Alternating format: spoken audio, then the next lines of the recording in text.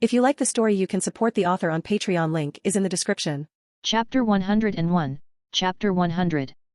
The fact is, Sean, the Banshee, has quite a talent.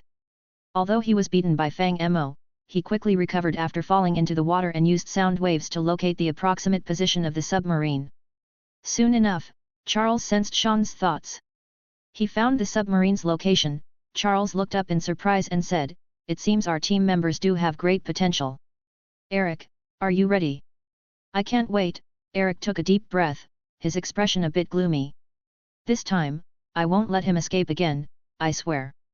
After saying that, Eric walked out of the cabin, pointing his hand towards the sea and initiating a magnetic search. Soon, he sensed the massive creature underwater, and in the next moment, his powers erupted to the extreme. A black shadow rapidly expanded on the sea's surface, followed by splashing waves as a nuclear submarine emerged. "Whoa!" Eric shouted loudly upon seeing the nuclear submarine, using his powers to forcefully pull the tens of thousands of tons of heavy steel beast out of the water. "Oh, Eric did it! He pulled it out!" Fang Mo, witnessing the scene, couldn't help cheering on the side. "Keep it up, Eric! Everyone is watching you pull the submarine. At a time like this, can't you stop causing trouble?" Charles heard this and couldn't care less about his differences with Fang Mo. He couldn't help but turn around and yell, "Don't you want the hydrogen bomb inside that submarine?" "Oh shit, you're right, I almost forgot." Fang Mo paused for a moment, then shouted to Eric again, "Eric, be gentle with your pulling, don't blow up the hydrogen bomb." However, Eric outside the hatch didn't hear any of these words. Charles had long used his telepathy to block his hearing, primarily to prevent Fang Mo from hurting their teammates again, but also because Eric had already activated his powers to the extreme and couldn't possibly be aware of the outside situation. Under the powerful magnetic influence, Eric raised the enormous nuclear-powered submarine to the height of a fighter jet.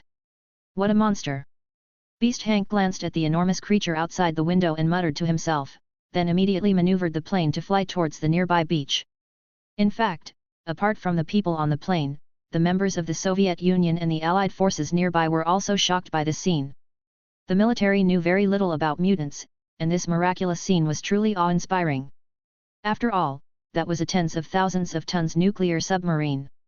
The military intended to use it as a trump card for nuclear deterrence, but with a wave of his hand, the mutants easily pulled it out of the water. Were mutants really this terrifying? Upon realizing the horrors of mutants, both the Soviet and Allied naval commanders quickly reported what had happened here to their superiors. Meanwhile, on the other side, due to the appearance of Fang Mo as an unknown factor, the original plot had changed. Now, there was only Sebastian in the nuclear submarine, so he couldn't dispatch his subordinates to fight back. Not long after, Eric threw the nuclear submarine onto the beach. The colossal metal monster, weighing tens of thousands of tons, crashed onto the beach, crushing countless coconut trees and rocks, rolling hundreds of meters before finally stopping. The surroundings were in complete chaos. Seeing this, Beast immediately prepared to land the plane on the beach. However, just at that moment, a red light flashed in the middle section of the submarine. Then, the red light rapidly extended along the beach and exploded when it approached the plane. The entire beach was left with a huge pit, and Hank couldn't dodge in time, so the plane was flipped over by the explosion. Under the impact, the plane disintegrated forcibly, and several X-Men were thrown out, leaving debris scattered all over the beach, with smoke billowing from both the nuclear submarine and the plane.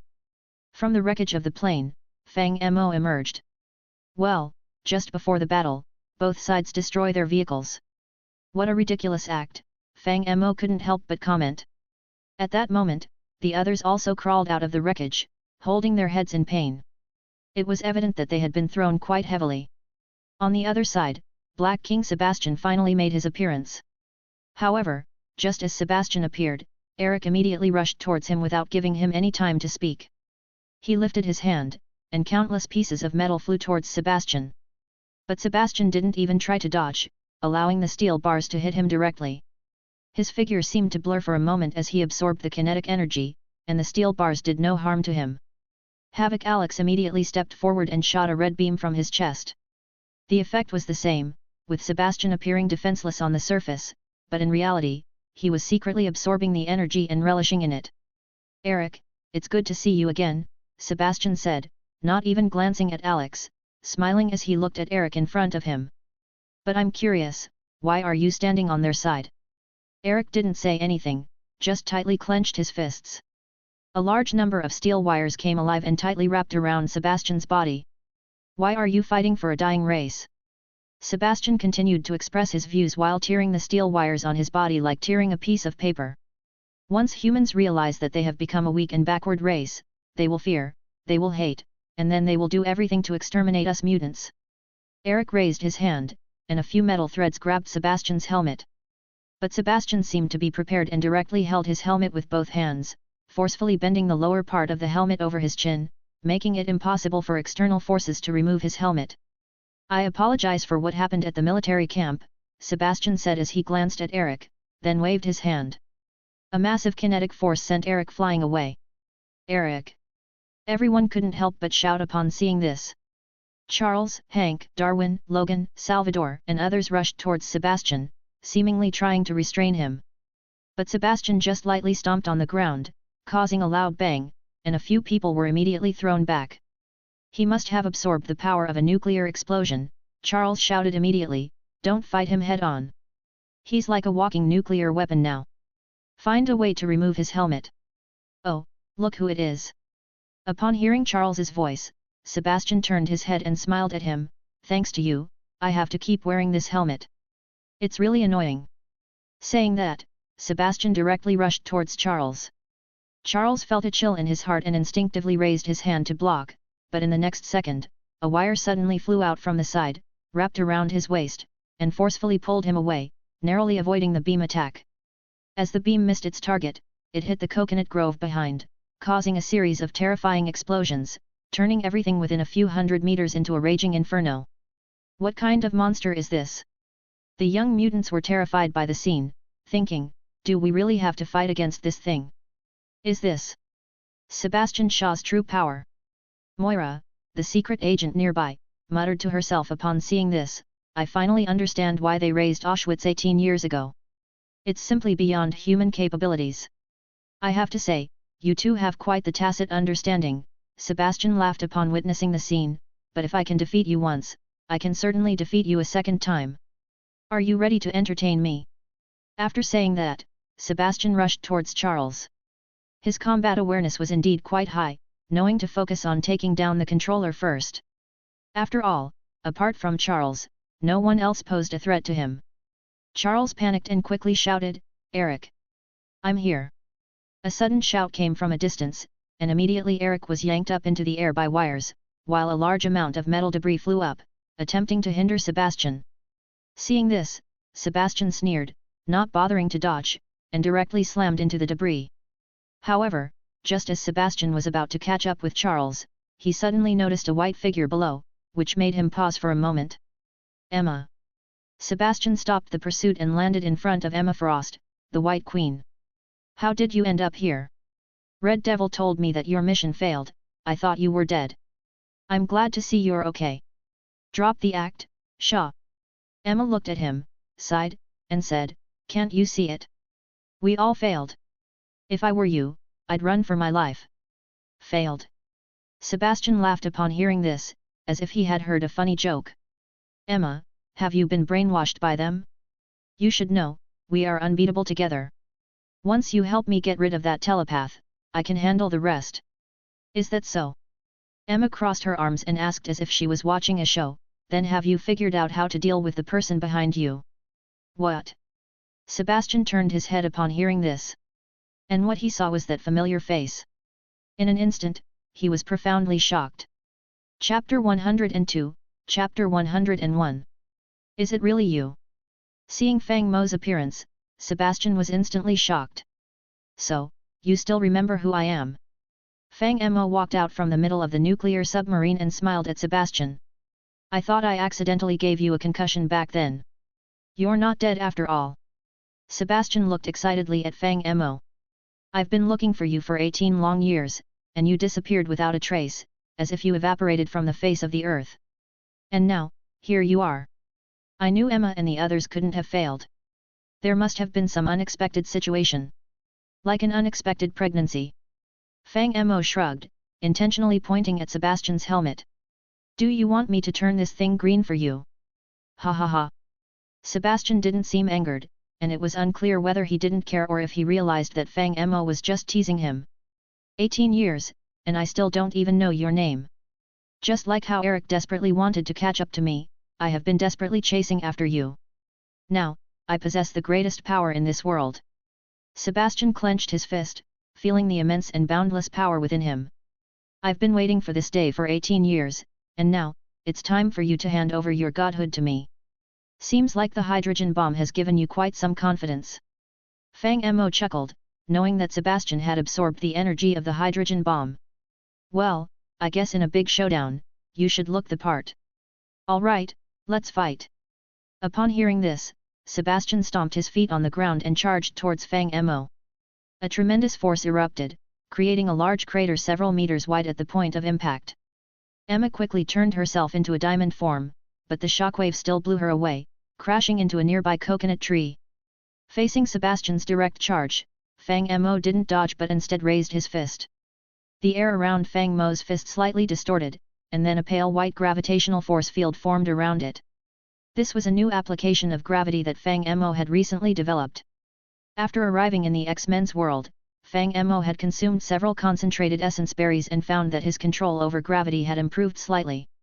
He tried compressing the repulsion field of the universal pull and push, allowing it to envelop his fist.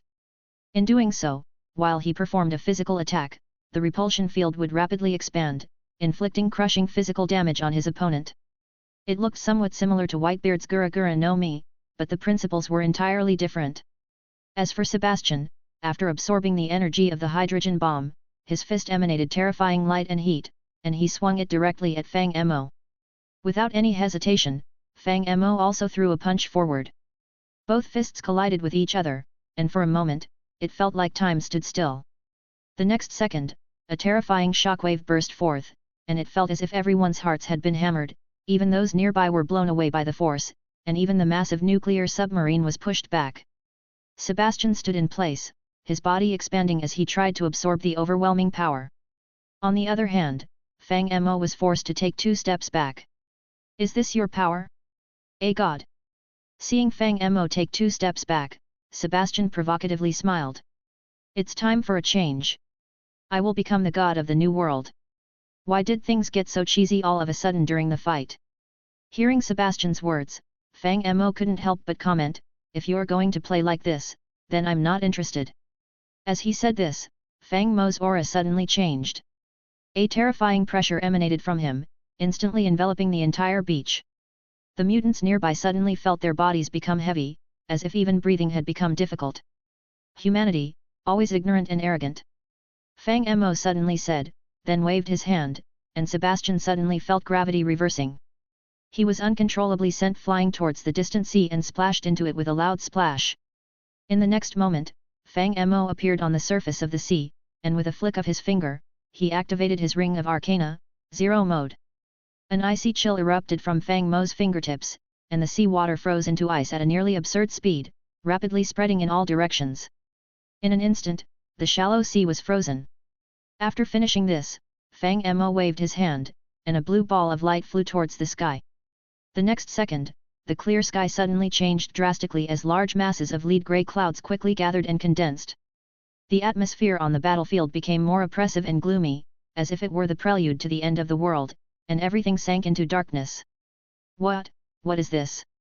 Charles, seeing the rapidly gathering clouds, showed an expression of disbelief. He can influence the weather too. However, before he could finish speaking, a hand was placed on his shoulder. Charles turned his head and saw Wolverine.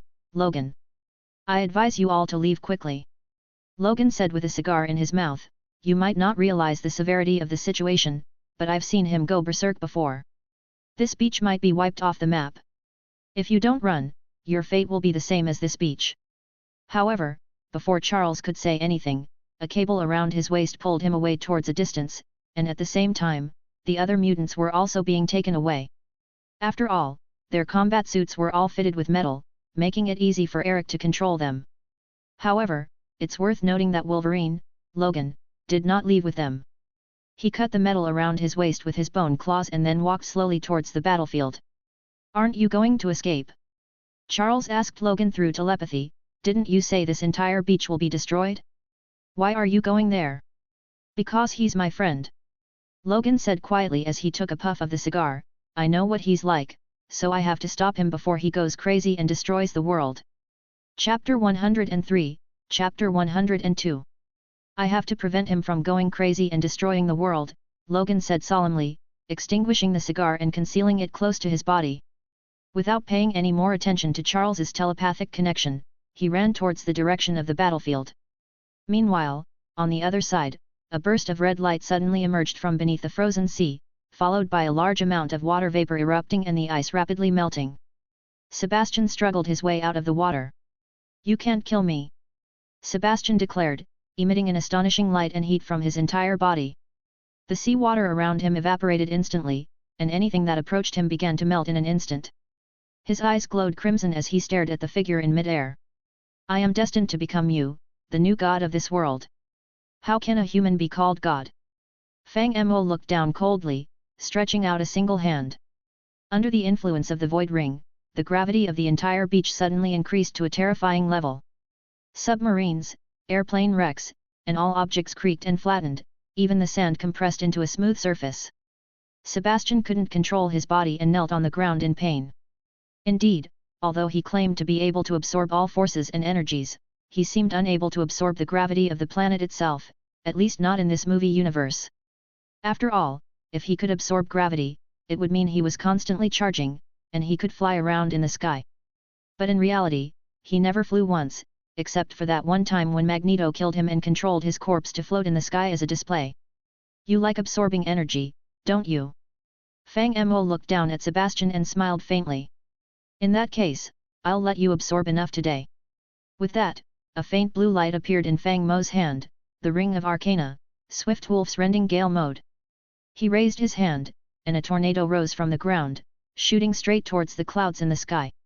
The clouds churned rapidly, and countless thunderbolts gathered, moving like silver serpents in the clouds. Right above Fang Mo, a dark vortex resembling the eye of a typhoon slowly formed. Sebastian, witnessing this scene, was amazed. No wonder this person claimed to be a god. Such terrifying power was indeed worthy of such a claim. However, Sebastian was not the same as he was 18 years ago in the original plot. Because of Fang Mo's appearance, he had diligently explored his own abilities during these 18 years, trying all sorts of methods and techniques, never stopping for a moment. Now, after absorbing all the energy from the hydrogen bomb and the reactor, he firmly believed that he could defeat the gods with his own power. "Ah!" Sebastian let out a roar, and every pore of his body emitted astonishing radiation. He looked like a blazing flame, and under the influence of the energy, he slowly stood up from the ground. But just at that moment, a heavenly punishment descended. A dazzling light struck Sebastian, directly sending him crashing to the ground. Fang Mo calmly watched the scene before him. The Ring of Arcana glowed with a faint blue light, and winds and storms surrounded him. At this moment, Fang Mo looked like the master of storms. With a slight thought, endless divine punishments fell from the sky, fiercely striking the impurity in front of him. As for Sebastian, located at the center of the attack, he was initially a bit anxious. After all, the opponent wielded such divine power effortlessly, and fear of the god was an instinct that came from the genes of humanity. Even though he could absorb energy, he subconsciously felt nervous. But gradually, as the lightning struck him repeatedly, and he absorbed more and more energy, his excitement began to turn into numbness. With the increasing amount of energy accumulated in his body, he felt his power growing rapidly. Surprisingly, he even had a strange illusion. Yes, this was the true power of a god. If that's the case, then give me more of this power.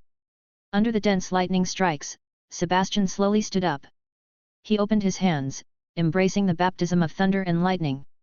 At first, Sebastian was excited, hoping that Fang Mo would release more energy for him to absorb, giving him a greater chance of victory. But as time passed, his excitement turned into numbness. Several minutes later, the beach where Sebastian was standing had disappeared completely. He had moved down several dozen meters, and the beach within a few hundred meters had been utterly annihilated by the lightning. There was only a huge crater left behind. The sea water kept pouring in, then evaporating in an instant, leaving only rolling steam, smoke, and lightning covering everything. Sebastian, who was once like a black hole absorbing energy, now felt a tingling sensation in his body. Realizing this feeling, fear rose in Sebastian's heart. Could this person's attacks be never-ending? Was his energy limitless? At this moment, Sebastian realized that he couldn't continue like this. His energy was about to burst, and he had to retaliate to release the excess energy to prevent self-injury. Next second, Sebastian launched his attack. He raised his fist to strike, but Steve directly blocked the attack with his shield. Then, Sebastian released a tremendous amount of energy from his body, converting it into propulsive force to break through the gravitational field. However, when he rushed towards Fang Mo again, Fang Mo remained calm, and in an instant, he teleported several hundred meters away from Sebastian. Then, he raised his hand, and the surrounding coconut trees twisted into numerous vines and branches, forcefully entangling Sebastian in mid-air, pulling him downward with the assistance of the gravitational field. Sebastian responded by releasing his energy, burning the vines that wrapped around him. But when he looked at Fang Mo again, he found that the latter had already floated to a place not far above him. With both hands slowly opened, Fang Mo looked down coldly at Sebastian. Instantly, a sense of familiarity surged in Sebastian's heart. Universal push, Shinra Tensei. An unparalleled force directly crushed down onto Sebastian, pushing him fiercely onto the rocky bed. Following that, an immense repulsive force burst out, tearing, flipping, and overturning everything around him. Not only the nearby beach and forest, but even the shallow sea was affected, and numerous ice blocks were shattered. Then, a towering tsunami surged toward the Forbidden Line. Witnessing this from the observation point, the commanders of the Allied Alliance and the Soviet Union quickly changed the direction of their ships. After being crushed onto the rocky bed by the repulsive force, Sebastian roared in anger, and his body erupted with energy, burying his legs deep into the rock, directly resisting the repulsive force. With his current abilities, Sebastian was no longer interested in defending. He launched a counterattack while releasing the excess energy from his body to prevent self-injury. He raised his hand and aimed at Fang Mo in mid-air. His body swelled and then contracted suddenly, emitting a dazzling light from his hands. This was the power of humans, the power shared by atoms and stars, the nuclear flash. The light beam was incredibly fast and bright. Fang Mo instantly used teleportation to avoid it. But even so, he suffered some damage. Steve suddenly disappeared, and 2 hearts were gone in an instant. However, they quickly regenerated, and then the satiety level began to decline. Fang Mo didn't say anything. He directly controlled Steve to eat an enchanted golden apple. As for himself, he tilted his head back and drank a potion. Next second, an infinite power surged from his body. A black light flashed, and Fang Mo disappeared from the original location, directly appearing in front of Sebastian. Sebastian immediately threw a fist at him, but Steve raised his shield to meet the attack. The shield broke, and Fang Mo also grabbed Sebastian's head with both hands, then fiercely knocked his knee into Sebastian's face. With a bang, the sound of a heavy impact resounded throughout the nearby sea, as if an immensely heavy hammer had struck a big bell. Sebastian's head was a bit dizzy, but he quickly absorbed the kinetic energy. Then he wanted to raise his hand to attack Fang Mo again. But Fang Mo directly kicked his chest with one foot, sending him flying back more than 10 meters. Steve suddenly placed the Twilight Thorn on the ground, and Fang Mo instantly initiated reality manifestation. Feeling the sharp sensation in his hands, Fang Mo had a slight thought. Ring of Arcana, Harvest Goddess Mode. Wood Release, Deep Forest Emergence. Chapter 104, Chapter 103. Wood Release, Deep Forest Emergence. With the sound of Fang Mo's voice, the entire earth suddenly began to tremble uneasily. Before him, the dark thorns in front of Fang Mo suddenly swelled wildly. What had been originally just a 1-meter thick segment of thornwood instantly erupted with countless green vines, winding around like tens of thousands of giant pythons, extending in all directions. Some of these thorns transformed into deep-rooted structures, burrowing into the ground, while others directly coiled towards Sebastian. Countless thorns entangled and twisted together, densely packed like a brown interwoven tsunami. It not only engulfed the beach but even the inland, turning it into a horrifying forest of death. Upon seeing the thorns coiling towards him, Sebastian threw a punch directly at them. With a loud bang, energy exploded, creating a large hole in the thorn sea. Numerous sturdy thorns were shattered and broken by the tremendous force, and tree sap splattered everywhere. But before Sebastian could feel triumphant, the broken thorns suddenly began to rapidly regenerate. The more he attacked them, the faster they grew.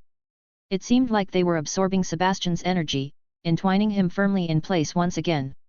Ah! Sebastian roared in anger, his entire body erupting with energy, directly shattering all the thorns and vines around him. However, before he could escape from this eerie place, countless thorns surged in the next moment, engulfing him in a massive, impenetrable ball of vines. While Sebastian struggled with the dark thorns, Fang Mo raised his hand. Countless rocks, soil, ice, and various other objects started gathering in midair and were gradually molded into a solid supergiant sphere by Fang Mo. When Sebastian struggled to crawl out of the thorn sea, he looked up and saw this bizarre creation. However, before he could react, Fang Mo appeared in front of him in a flash. "Don't you like to absorb energy?" Fang Mo smiled and looked at Sebastian. Then, he pointed to the giant meteor in the sky and said, "Then try absorbing this." Heaven-obstructing quake star, Tengai Shinsei, Madara's mentor. After saying that, the meteor in the air started descending slowly. Sebastian immediately tried to free himself from the thorns, but Fang Mo used the void magic ring again, causing the thorns and vines to surge, coiling him up like a zongzi, sticky rice dumpling. Meanwhile, Fang Mo teleported again to a distance. Sebastian, tangled by the thorns, clearly realized the danger. When he saw the meteor in the sky, a terrible sense of death overwhelmed him. In that instant, he realized that the other side didn't just want to defeat him quickly but intended to use a head-on collision to make him explode. Feeling the immense humiliation and anger, he disregarded his limits and turned his whole body into a human-shaped nuclear bomb, spewing out light and heat desperately, trying to break free from the thorns' restraints. But in the next moment, the gravity around him suddenly increased nearly 100-fold. Indeed, after Fang Mo had finished molding the meteor, he no longer needed to control it. Instead, he decided to utilize the void magic ring to apply a gravity field, which not only restrained Sebastian but also increased the impact of the heaven-obstructing quake star when it landed. Sebastian's body swayed, and he was dragged underground by the numerous thorns. The next second, the meteor hit the ground. Faintly, a muffled sound seemed to be heard. Everything around trembled, and an earth-shattering force erupted, causing a burst of light and heat. Under the impact, something beneath the meteor seemed to flash with a bright light, and then an infinite amount of light and heat suddenly exploded. Yes, Sebastian couldn't withstand this round of attacks. His mutant cells couldn't endure this catastrophic energy, they swelled, ruptured, and all the energy he had absorbed burst out uncontrollably. He turned into a gigantic hydrogen bomb. But just as he was about to explode, Fang Mo suddenly noticed a figure entangled by the thorns not far away. "What the hell? Logan!" Seeing this, Fang Mo was taken aback and immediately disappeared from where he stood, reappearing in front of the entangled figure. He didn't even have time to speak, he directly released the thorns ensnaring the person, which turned out to be Logan. Fang Mo then hurriedly pulled Logan and flew towards a distance. Behind him, along with the initial radiant brilliance, the entire world seemed to light up. Then, a thunderous explosion shook the earth, and the ground rolled like dominoes. The sea water was directly evaporated, and the invisible shockwave swept in all directions. Fortunately, the ships in the distance had fled early, otherwise, they would have been completely engulfed by the towering waves, leaving nothing behind. In that moment, a system prompt sounded in Fang Mo's mind. "System prompt, you have researched properties like fission chain reaction and fusion chain reaction, and gained access to a new mod download permission. System prompt, nuclear technology module download initiated." However, Fang Mo was too busy flying with Logan in the air, and he didn't have time to pay attention to the prompt. The reason Logan survived was that he had an immortal body and was further strengthened by eating a golden apple. Otherwise, being dragged along like this, he would have been turned to dust long ago. When the power of the shockwave gradually diminished, Fang Mo couldn't help but comment on Logan. "What's wrong with you, little buddy?" After placing Logan on the ground, Fang Mo supported his forehead and said, "You're not satisfied with ordinary little boys, hey? You must go for something as powerful as an atomic bomb, hey? Isn't Sebastian the one who exploded? What does that have to do with a big banger like me?" Logan took out a cigar from his pocket, lit it, and took a puff. "Besides," he continued, you should know better than anyone that not all mutants are as strong as you. There are strong mutants among the X-Men, but you don't know them yet. Fang Mo shrugged, even Charles, the wheelchair guy, can kill all the humans and mutants on Earth with his brainwave amplifier alone, let alone those Omega-level mutants. They are not to be trifled with. You know quite a lot. Logan was originally smoking, but in the next second, he furrowed his brows. Charles wants to see you. That's what I said. His telepathy power is really disgusting, Fang Mo couldn't help but say. He wouldn't have gotten into this state if he wasn't crippled.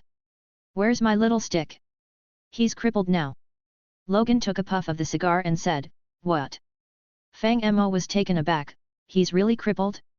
That shouldn't be the case. Sebastian wanted to kill me. He didn't even take my helmet. How did Eric make him turn against Charles? How would I know? Logan shook his head. How about we go and see? Sure. Fang Mo was indeed curious, so he picked up Logan and continued flying into the sky. With Charles's telepathic assistance, Logan pointed in a direction, and the two immediately flew towards it. After flying in the sky for a while, Fang Mo soon noticed the people in the forest. It had to be said that the scene below was astonishingly similar to the original work. Eric stood there with a remorseful expression, while Charles was grimacing on the ground, looking like he would rather be dead. The other young mutants looked at everything helplessly. What happened here? After landing, Fang Mo pointed at Charles and asked everyone. It was a stray bullet, beast, Hank said. We were trying to escape inland, but the military intercepted us for some reason and wanted to attack us with force. Eric killed them, and Charles tried to stop him but accidentally got hit by a stray bullet. I see. Fang Mo glanced at Charles lying on the ground. It was true that he looked quite miserable at the moment, but since he often peeked into other people's minds, it was good for him to suffer a little. In that case, how about I make you a wheelchair using cobalt blue? Fang Mo squatted down on the ground, looking at Charles, and said, consider it a favor from our friendship.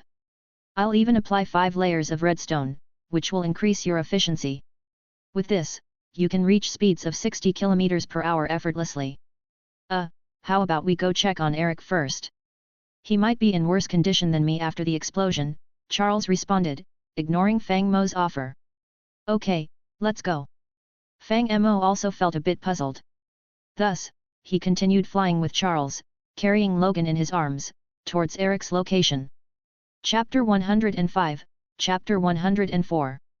How about it? Have you considered it? Fang Mo asked Charles, would you like to think it over? If you're not satisfied, we can discuss further.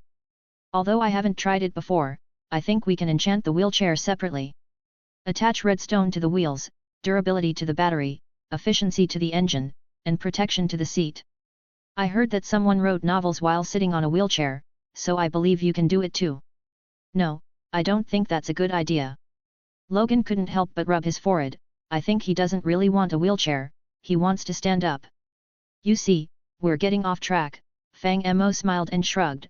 A person in a wheelchair is still a person without the wheelchair. He's definitely still. So, you have the power of foresight, right? Charles, who was already in pain and sweating, suddenly realized, you've been talking about wheelchair people all along, and you saw this scene, didn't you? Your paralysis is predetermined by the will of the universe, and I just foresaw this scene. Fang Mo shrugged. Your abilities are incredibly powerful, and they will only grow stronger with time. To whom much is given, much is expected. You have gained so much, so you'll have to give something in return. So, am I going to be paralyzed for the rest of my life? Hearing this, Charles's voice trembled. Is there really no other way? If you are willing to give up your superpowers, there might be a chance. After recalling the future events, Fang Mo said, but trust me, you can't give up your superpowers. You would rather sit in a wheelchair and protect the entire world. That's the shining point of your humanity, but also your greatest weakness. Mr. Fang Mo.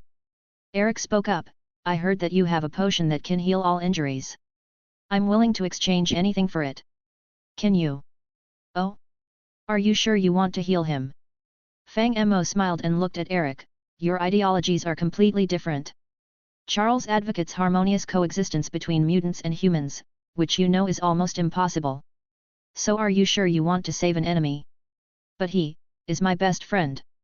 Eric hesitated for a moment, then firmly said, I treat him like a brother. Even if our ideologies differ, that's something to deal with later. At least for now, I don't want him to end up like this. Yes, Fang Mo. Raven also couldn't help but plead, I know you don't like Charles, but could you?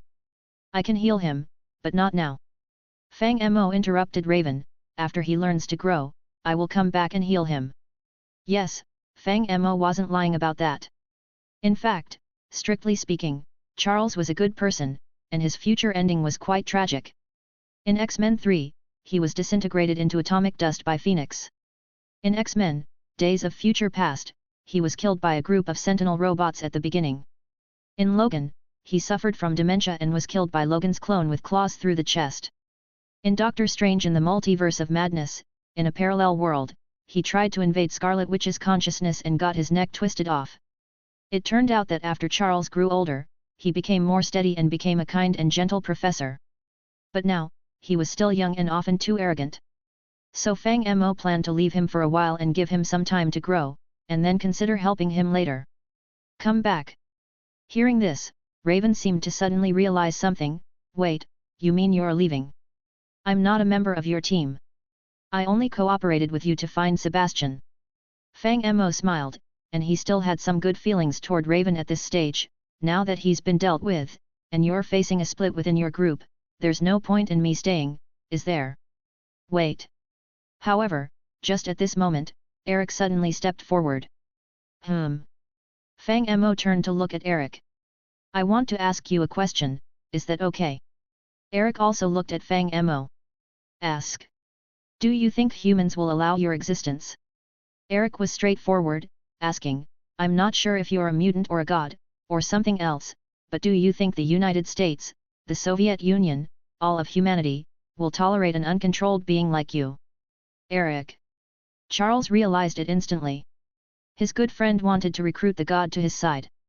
This was a creature that could even kill the Black King Sebastian.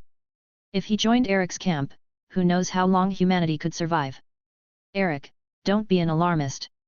Charles said hurriedly, we're still in cooperation with the CIA at the moment. As long as we have good intentions towards humanity, they will respond in kind. Eric, as you said, we are all better people. If they really had good intentions, you wouldn't be lying paralyzed on the ground, Charles. Eric said, you have telepathy, you should know more about the darkness of human nature than I do. I'm just stating the facts. The CIA needed us to deal with Sebastian before, but now that he's dead, they will turn to deal with us. After saying all this, Eric turned to Fang Mo again. Mr. Fang Mo, no, under the crown of the god. Charles's ideal world cannot accommodate us. We need to build our own world, a true paradise where we can help each other, just like brothers of blood, instead of living in the scheming world of humans every day. No, don't listen to him. Charles said, we can work together to welcome a better tomorrow. Only when mutants and humans coexist harmoniously can it be the right path. Opposition will lead to war, and more pain and casualties. Yet, it sounds like you both have your own ideals. After hearing the argument between the two, Fang Mo said with a smile, are you trying to recruit me? But let me tell you. I'm not interested in either of your camps. What? Eric was stunned. Charles breathed a sigh of relief. But soon, Fang Mo's words made Charles tense up again. I don't really have big ambitions, I just want to have some fun, Fang Mo said with a smile, whoever makes me happy, I'll play with them. And whoever tries to harm me, I don't mind dealing with them. If the humans here treat me better, the saying goes, don't hit a smiling person. I don't mind having more followers around me, chanting 666 or whatever. But if these people try to control me or want to eliminate me, haha, that would be more fun. With a wicked smile, Fang Mo continued, I actually have many means to destroy the world in my hands. Regrettably, I haven't tried any of them, so I'm looking forward to it. If these people launch a missile at me, for example, I can have some fun. Should I pull down the moon for fun, or dig out the Earth's core? Or maybe cause a world-ending flood as described in the Bible? A world-ending flood sounds more fun. Although it's the doomsday for terrestrial creatures, it's an endless blessing for marine life. So have you ever thought that God might be an octopus? But thinking about it carefully, it seems that Darwin might survive. Hey, Darwin, have you heard of Fulhu? Even Eric felt a chill down his spine after hearing Fang Mo's words. Yes, at this point, he finally understood. Fang Mo was talking about destroying the world, not just eliminating humanity or mutants. This meant that if he felt displeased, not only humans, but mutants might also suffer. This went against his ideology. Thinking about it, Eric felt like giving up on recruiting Fang Mo. It seemed that this guy was indeed a time bomb, and there was no way to use him against humans. So, after thinking about it, he was about to give up on recruiting Fang Mo. But before Eric finished speaking, a strange sound of breaking through the air came from afar. And then, he saw a missile flying straight toward them. Oh! The others let out a sigh of relief, and Charles secretly gave Eric a thumbs up. It seemed that Fang Mo's prediction was wrong, and the missile missed them, flying straight into Cuban territory. It felt like it just passed above their heads, leaving a white streak in the sky, and disappeared at the edge of their vision. Shucks! Fang Mo felt a bit disappointed. It seemed that his prediction didn't come true this time. The others were relieved, but Charles remained wary. The missile incident interrupted Fang Mo's words, and he was too lazy to stay here any longer. He bid farewell to everyone and asked Logan separately if he wanted to accompany him to another world. Logan, however, declined for the time being, saying he had to investigate some news about his brother, Victor, first. He would talk about it when they meet next time. Fang Mo didn't force him and bid farewell to the others before returning to the main world through the portal. Before leaving, Fang Mo went to the place where he had fought with Sebastian. He had planted the Twilight Thorn there and didn't want this thing to stay in that world.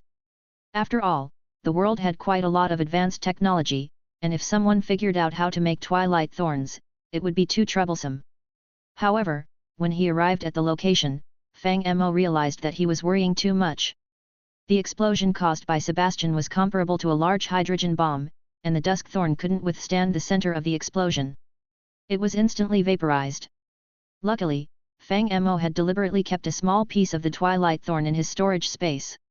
Otherwise, he wouldn't even have any samples left.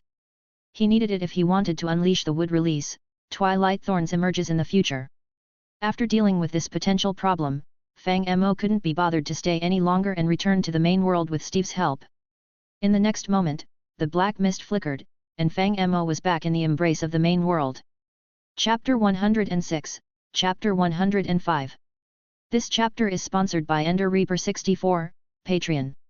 When Fang Mo opened his eyes again, he found himself back on the bed in his main world. Back again, hey! Fang Mo looked up at the glass skylight above him and let out a sigh without thinking. But soon, as if he remembered something, he suddenly slapped his forehead. Damn it, I was too hasty, I forgot to leave a golden toilet for Charles. However, it was already too late to mention it now. The Book of Ages would randomly send Fang Mo to a major event in history. If he were to flip the book and go back again at this moment, he might end up many decades later, and Charles could have transformed from James McAvoy into someone else like Patrick Stewart. Oh well, I'll mention it next time.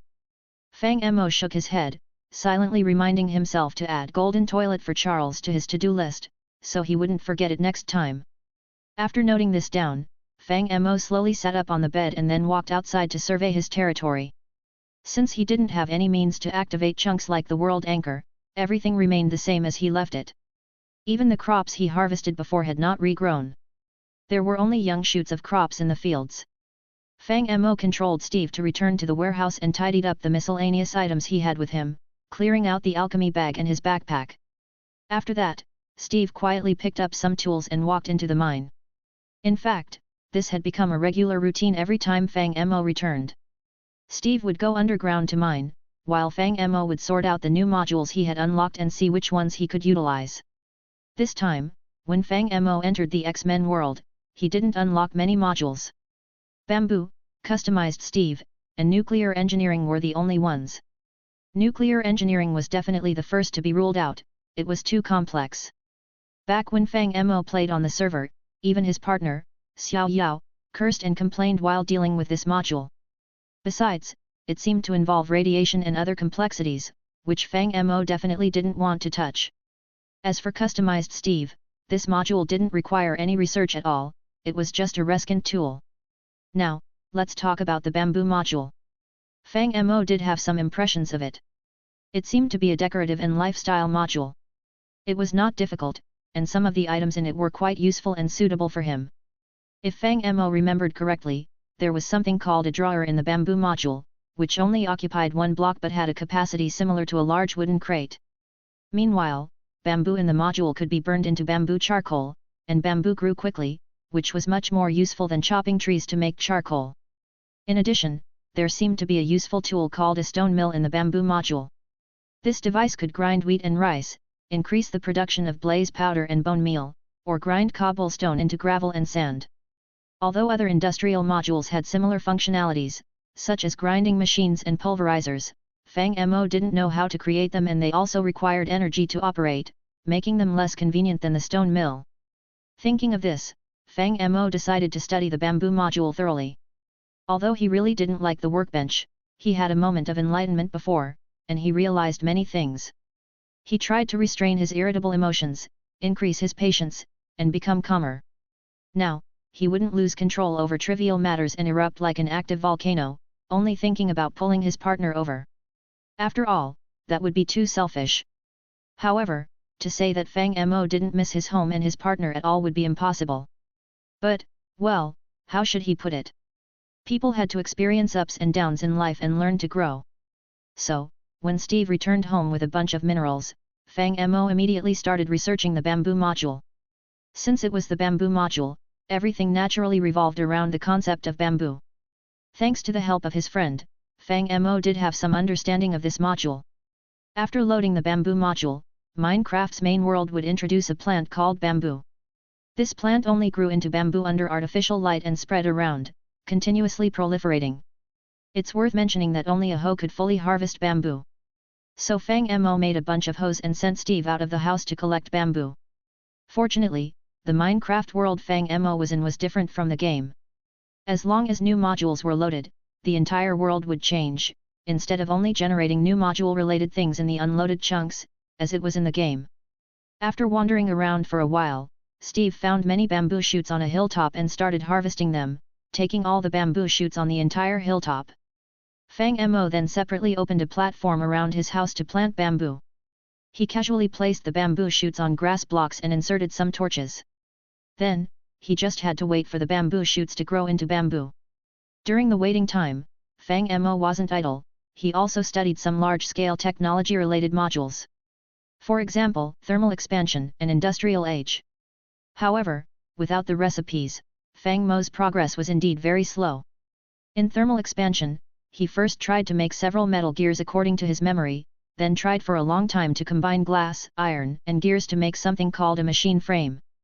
But he couldn't figure out how the machine frame could be turned into a machine. He had heard about technology modules from his partner before, such as how most modules grinding machines required flint, and so on.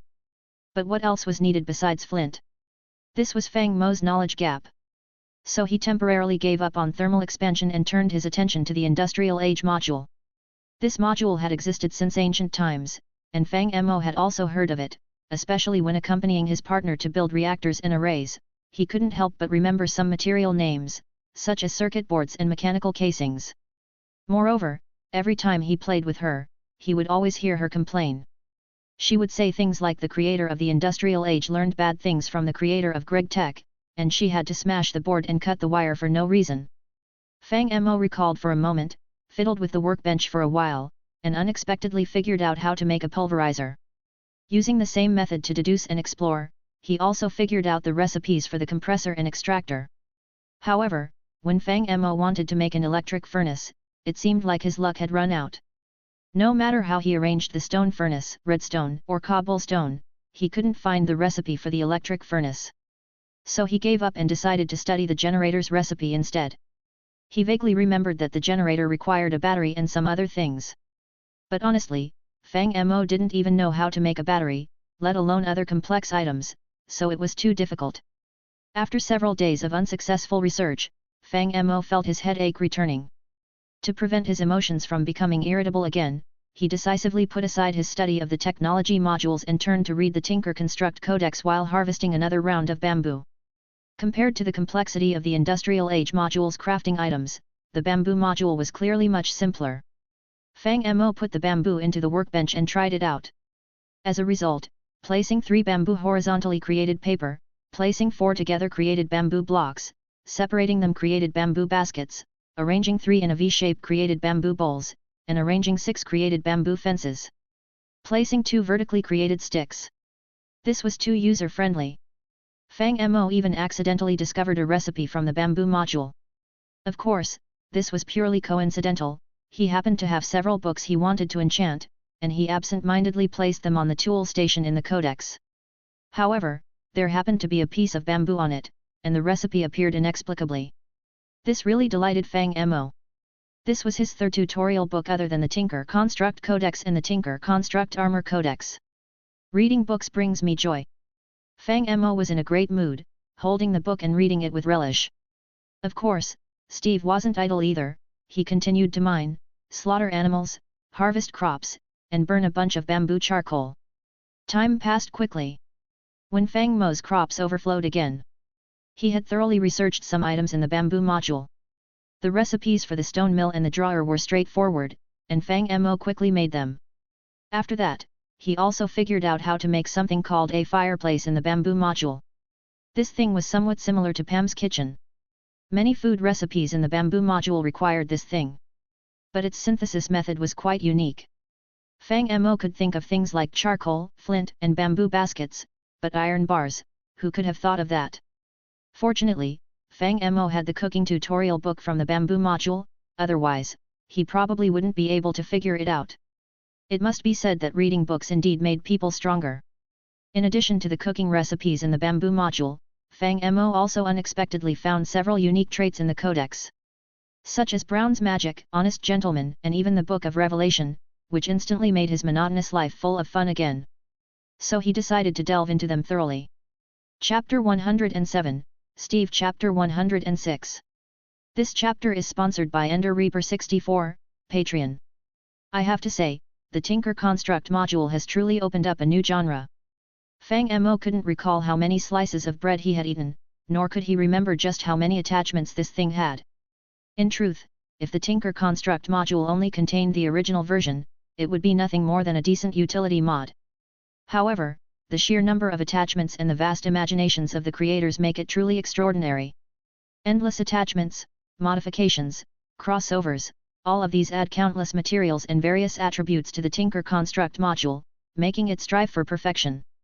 Let's take the Tinker Construct expansion module as an example. This is the Tinker Construct attachment module that Fang Mo unlocked in the Asgardian treasury. It allows the Tinker Construct module to be compatible with materials from other mods. For instance, various gems from diverse biomes, Sine Alum block from Thermal Expansion, Endrium, or even Infinity and Neutronium from the Avaricia mod, Fiery Ingot from the Twilight Forest, and so on. In fact, Fang Mo only recently noticed the properties of these materials. Some of these materials have relatively ordinary attributes, but a few possess extremely peculiar properties. Take the Endrium attributes, for example. Enderference, Global Traveler, and Portly Gentleman. The Enderference attribute is quite ordinary and can only be used to prevent Endermen from teleporting. However, Global Traveler and Portly Gentleman are entirely different. The Global Traveler attribute allows players to anchor a coordinate with a tool. By consuming the tool's durability, they can freely return to that location. This means that Fang Mo finally has a home teleportation command in the Minecraft world. He can teleport back and forth from the Nether fortresses or any other distant place. He doesn't even have to retrace his steps while mining underground, he can teleport directly to the warehouse to unload the goods, doubling his efficiency, which makes even capitalists envious. And as for Portly Gentleman, this attribute is even more exaggerated. It allows Tinker Construct tools to become instruments used for capturing and imprisoning entities.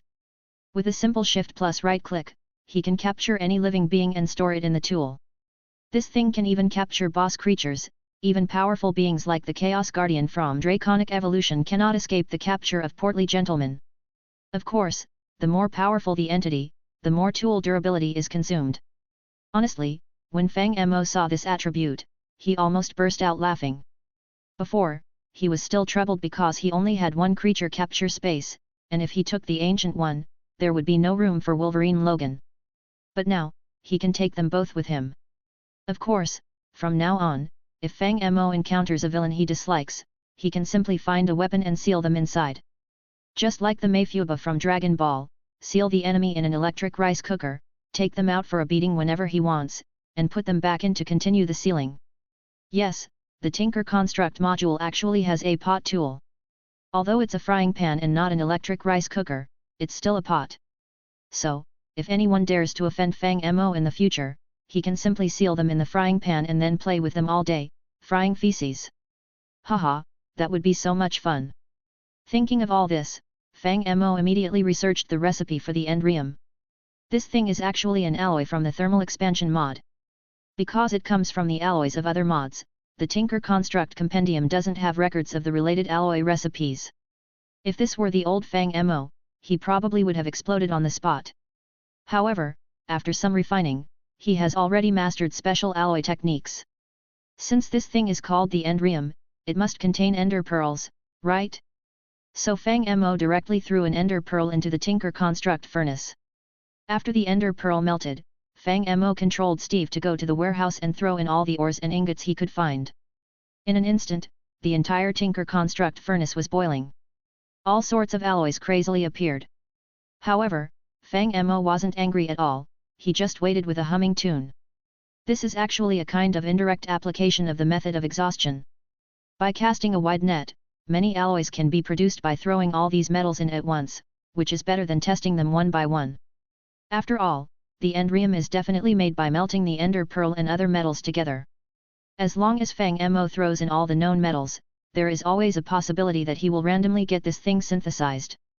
And indeed, this method proved effective. In a very short time, Fang Mo figured out the alloy ratio for the Endrium. The rest of the process was straightforward, just wildly manufacturing various weapons and tools. Fang Mo made 10 long swords, all using Endrium, anti-corrosion titanium handguards, and Endrium tool rod. Portly gentlemen and interference required the handle and other components. As for the final anti-corrosion titanium handguards, they were meant to save on the durability of the Endrium. After all, the Endrium was quite precious, whether it's capturing living entities or long-distance teleportation, it consumes tool durability. If he didn't have the indestructible property, it would be troublesome just to repair the tools. After making these 10 long swords, Fang Mo turned his attention back to the book, looking for other interesting material attributes. As we all know, the more attachments a Tinker Construct module has, the more time-consuming it becomes to play.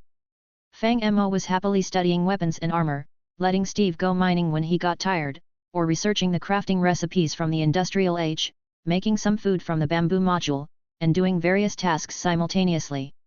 He didn't feel bored or dull at all. In his leisure time, he even built a likeness of Diavolo on a nearby mountain with wool. Although he couldn't summon his partners over, there was no harm in building a Diavolo statue to keep company, right? In short, after learning to entertain himself, Fang Mo has been in a good mood recently. Especially because the Tinker Construct module is indeed interesting. He even found a tool that can replace the original shield, it's called the battle sign. As we all know, the original shield has a durability limit. Last time, Fang Mo's shield was full durability, and it exploded with just one punch from Sebastian. It was really annoying. Isn't the shield meant to be convenient? But the battle sign has no such worries. Because it comes from the Tinker Construct module, after being fitted with 5 layers of durable plates, it directly upgrades into an indestructible item. Even the Black King's attacks would be withstood, let alone ordinary ones. This can be called absolute defense, right? Of course, the Tinker Construct module also has many strange things. For example, the emerald can quickly regenerate health, uranium and thorium can make enemies wither and be poisoned, the ruby and steel can cause enemies to bleed, and pig iron can consume something. Fang Mo personally tried them all. And finally, Steve's backpack was filled with nearly 100 Tinker Construct tools. In addition to that, Fang Mo also upgraded his armor a bit. He replaced the shell of his armor with the most powerful metal he could find, which was the vibranium from the Tinker Construct module. The sandwich layer used anti-corrosion, and the lining was changed to cobalt. As for the revitalizing effect of the night slime metal, he engraved it onto the armor. Engraving is a method that allows armor to permanently inherit the properties of other materials. However, each tool and armor can only be engraved once, and it cannot be changed afterward. After replacing the vibranium shell, Steve's armor became even more powerful. If he held an emerald weapon or tool, he could even bathe in lava without any harm. Of course, Fang Mo used the same method to make a set of armor for himself. As mentioned before, he now has the ability to customize Steve, and he can change his appearance and clothes anytime, anywhere. The Tinker Construct armor has a tool called an invisible ink, which can make the armor invisible.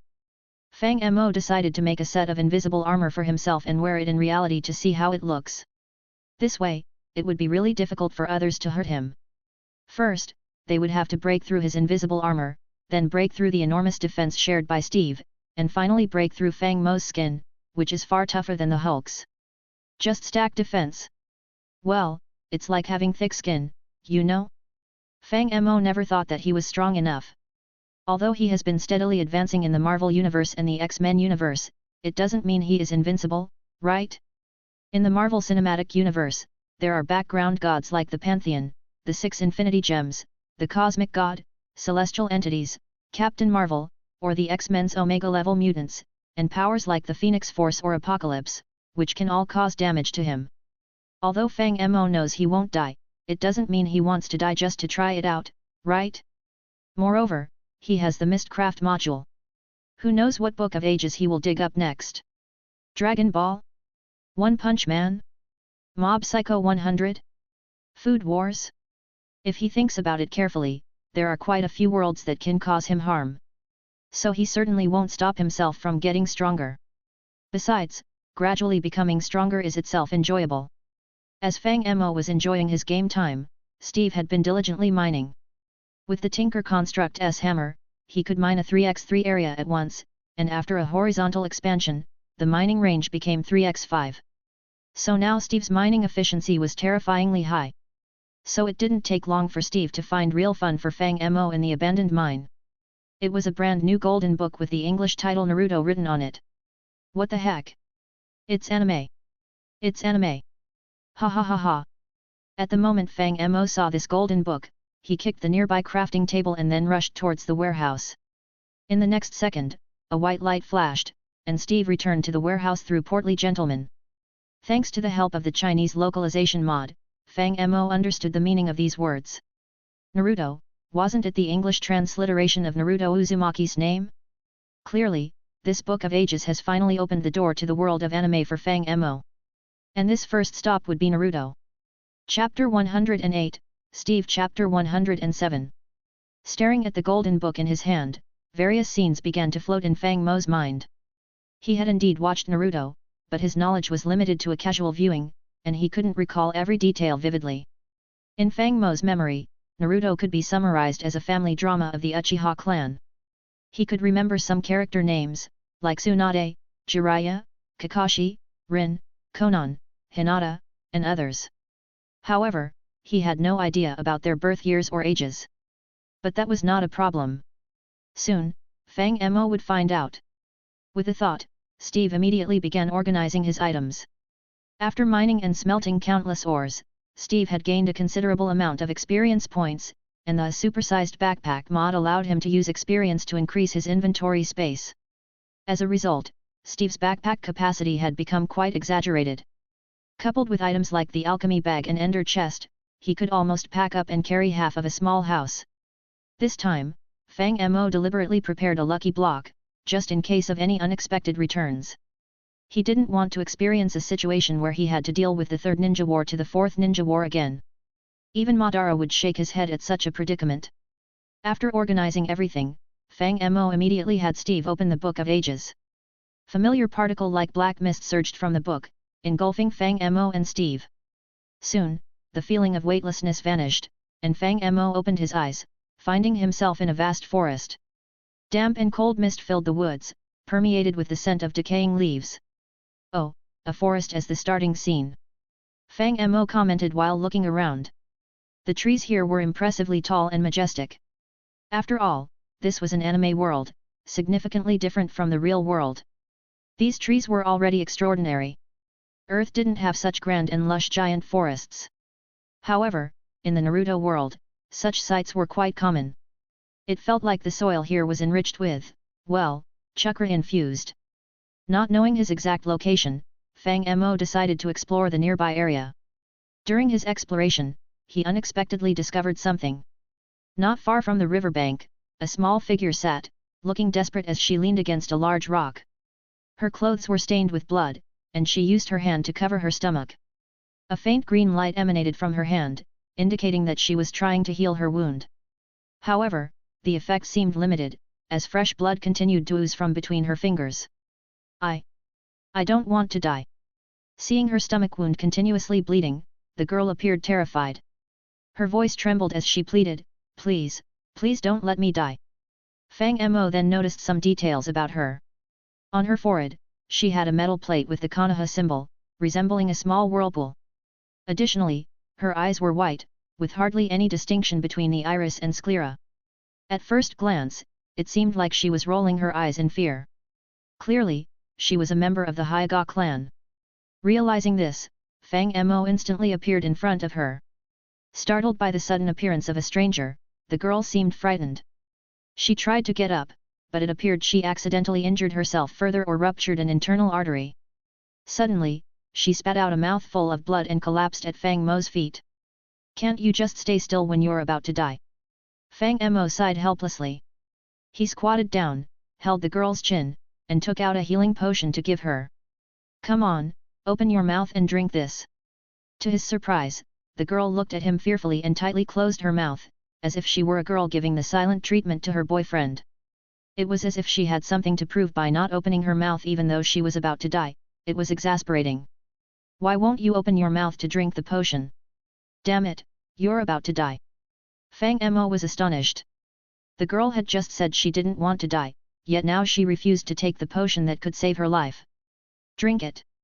Why won't you drink it? I swear, if you don't drink it, you won't make it." Feeling helpless, Fang Mo had no choice but to forcefully open her mouth and pour the potion in. As it was an instantaneous healing potion, the girl's injuries began to rapidly heal. Even the gushing wound on her stomach stopped bleeding. Though not entirely healed, her life was saved. "My wound, it doesn't hurt anymore." Once the wounds were healed, the girl seemed to finally react.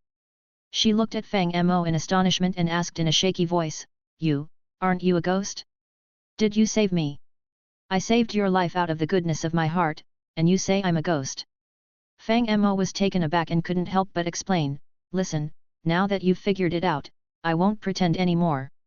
I am the infamous, pleasure-seeking evil ghost. Seeing you about to die, I decided to save you and take you back as my bride." "Hey? You? So you're really a ghost?" The girl's expression turned fearful again. "No wonder you don't have any chakra in your body. I thought I was about to die, and this was just a hallucination." "Hey!" Hearing her explanation, Fang Mo finally understood what was going on. Yes, in Naruto, the Byakugan functioned as an observation and penetrating ability. It was like combining X-ray vision with a telescope. It could not only observe distant terrain but also penetrate a person's body to see their chakra network. But Fang Mo wasn't a character from the Naruto world, so how could he have a chakra network? "So you can see the internal structure of my body?" Fang Mo asked. "I think I can," the girl said uncertainly. "Why do you ask? What does my body look like on the inside?" Fang Mo couldn't help but ask curiously. "Can you see my organs? Do I still have a heartbeat?" The girl didn't answer but stared at Fang Mo with a frightened look. "This is weird, can we talk properly?" Fang Mo said helplessly, rubbing his forehead. "Don't make me guess based on your expression. I nearly vomited from trying to guess the crafting recipes the other day. Aren't you already aware that you're a ghost?" The girl stared at Fang Mo nervously, her voice trembling as if about to cry. "Why, are you asking me such strange questions?" "Hey!" Hearing this, Fang Mo finally understood what was going on. He must have lost all his internal organs, considering his body had been digitized before.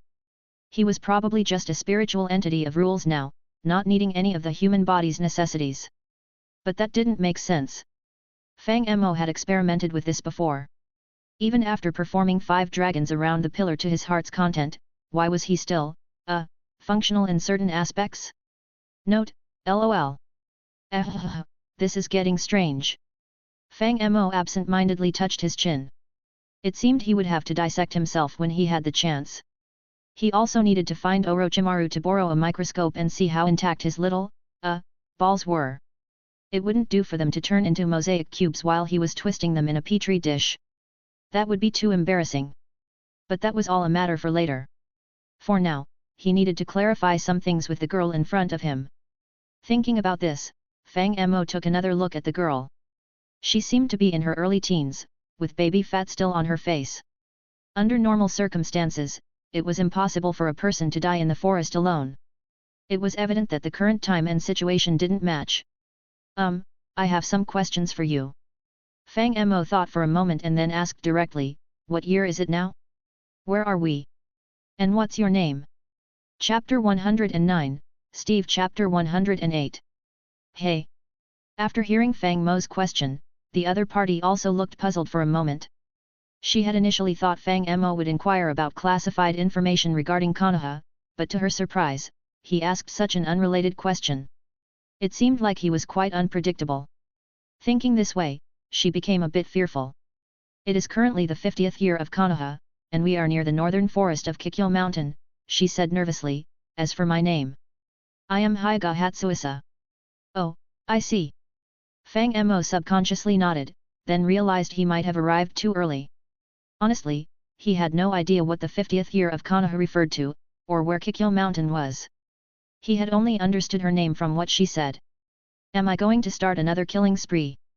As Fang Mo reminisced about the scenes from when he first crossed over to the Marvel Universe and the X-Men world, he suddenly felt a headache and rubbed his temples. No, can we change the gameplay a bit? For example, can I just cross over and encounter someone like Jiraiya in the Konoha village? I really don't want to create more tragedies. But before he could finish his words, he heard a sudden sound of something breaking through the air. Hyuga Hatsuisa seemed to sense something and her face tensed up. She shouted, "Be careful!" In the next moment, two sharp shurikens flew towards Fang Mo. Swiftly, the shurikens hit Fang Mo's neck and the back of his head. However, with a crisp sound, the two shurikens were deflected and flew away in circles. What? Hey! Hyuga Hatsuisa was taken aback by the scene.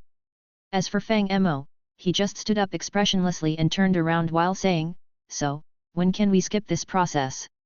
Bansho Tenin. A tremendous gravitational force emanated from Fang Mo's hand, and the treetop suddenly moved. Then, a ninja flew straight toward him. Without saying a word, Fang Mo extended a black rod from his palm and instantly stabbed the ninja to death. After the enemy fell, Fang Mo examined him a bit and noticed his sturdy physique and dark skin. He also had a headband tied around his arm, seemingly a symbol of the Kumigakure village. A ninja from Kumigakure village. Fang Mo rubbed his chin and pondered for a moment. Hyuga Hatsuisa seemed to be in her early teens, and they had encountered other ninjas from different villages. It seemed like they were in the middle of a war. But was it the second or third Great Ninja War? Were Naruto and his peers even born yet? Thinking about this, Fang Mo turned to Hyuga Hatsuisa and asked, "Have you heard of Hinata?" What? Hyuga Hatsuisa was puzzled. Who is that? What about Namikaze Minato? Fang Mo asked another question. Why are you asking about him? Hyuga Hatsuisa's face tensed up, showing signs of vigilance. Oh, looks like they have already appeared. Seeing Hyuga Hatsuisa's reaction, Fang Mo subconsciously heaved a sigh of relief. It seemed that he didn't time travel too early, at least he didn't have to deal with Hashirama Senju. After feeling relieved, Fang Mo explained to Hyuga Hatsuisa, "Actually, I'm an Otsutsuki, who has been asleep for thousands of years. My favorite thing in life is to seek fun." But before he could finish his words, he heard another sound breaking through the air. Hyuga Hatsuisa was about to say something, but Fang Mo directly grabbed the shuriken, and with a flash of black light, he teleported to the treetops. There were other ninjas waiting there, observing Fang Mo. But they were taken by surprise when Fang Mo suddenly appeared in front of them. Flying Thunder God technique. One of them exclaimed, associating the golden flash of Konoha with the legendary technique. But wait, isn't this one black? Has Konoha gained another Flying Thunder God user? Thinking of this, the ninjas from Kumigakure were frightened, and they immediately tried to make hand seals to escape.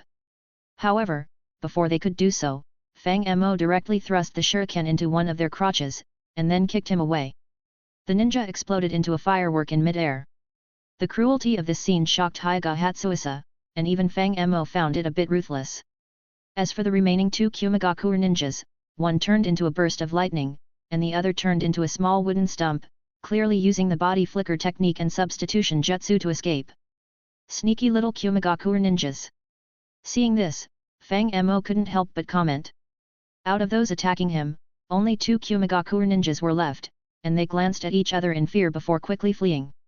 But just then, Fang Mo's voice suddenly sounded behind them. Here comes the flying rod. With his voice came a black rod that suddenly appeared from one of the Kumigakure ninja's chest. He lost consciousness instantly and fell to the ground dead. The other Kumigakure ninja was shocked and ran away even faster. Unfortunately, he had just run a few meters when he ran into two Kumigakure ninjas. The Kumigakure ninja didn't say anything and just ran for his life. But the Kumo ninjas, although a bit skeptical, saw that Fang Mo had already killed the Kumigakure ninja, so they decided to attack him together, thinking it was a chance to capture a Konoha ninja. Not again. Feeling impatient with the interruptions, Fang Mo thought about it and decided, maybe I should just take down the land of lightning. Hyuga Hatsuisa couldn't understand Fang Mo's words, so she just watched as the two Kumo ninjas attempted to attack him. Without bothering to draw out his large sword, Fang Mo simply extended half of a black stick from his palm. He teleported in a flash, stabbing the two ninjas in their hearts, and they died on the spot. However, Fang Mo was surprised to find that, apart from the two Kumigakure ninjas who died immediately, the other two Kumo ninjas burst into a shower of sparks and transformed into wooden stumps, revealing they were using the lightning clone and wood clone techniques. Sneaky little Kumigakure ninjas. As the sound rang out, a black rod suddenly protruded from the chest of one of the Kumo ninjas. This object seemed to possess a dreadful power. The struck ninja immediately lost consciousness and fell lifeless to the ground. The other Kumo ninja, witnessing this, was shaken to the core and hurriedly fled backward with all his might. However, just when he had barely run a few meters, he unexpectedly collided head-on with two Tsunagakure ninjas. Without uttering a word, the Kumo ninja turned and desperately ran backward. Yet, the two Suna ninjas, unsure of Fang Mo's strength, showed some hesitation before quickly forming hand seals together. Wind release, great breakthrough. Fang Mo had indeed noticed these two sand ninjas, but he couldn't figure out why they were looking at him so smugly. Whatever. Because they were just ordinary grunts, Fang Mo couldn't be bothered to think too much about it. After all, there were plenty of quirky characters in the Naruto world. So, he raised his hand directly and activated wind release, great breakthrough. The ring of Arcana lit up with an azure light. The next second, a fierce gale erupted. If the great breakthrough released by the Suna ninjas was like a strong gust of wind, then Fang Mo had sucked the eye of a typhoon into his lungs and forcefully sprayed it onto his enemies' faces. A visible pale airwave shot forward in a conical shape, and trees, sand, rocks, everything was lifted up by the wind, which exceeded level 20, creating countless deep gullies in the earth. Once the storm subsided, everything within nearly a kilometer in front of Fang Mo had vanished. It wasn't that everything had been shredded, the power of the typhoon wasn't that strong. But everything had been violently blown away, piling up at least a kilometer away. Some lighter objects were still falling from the sky, leaving the whole area in chaos. All right, that takes care of them. After dealing with a few low-level grunts, Fang Mo clapped his hands and then used his body flicker technique to teleport back to Hyuga Hatsuisa's side. How about that?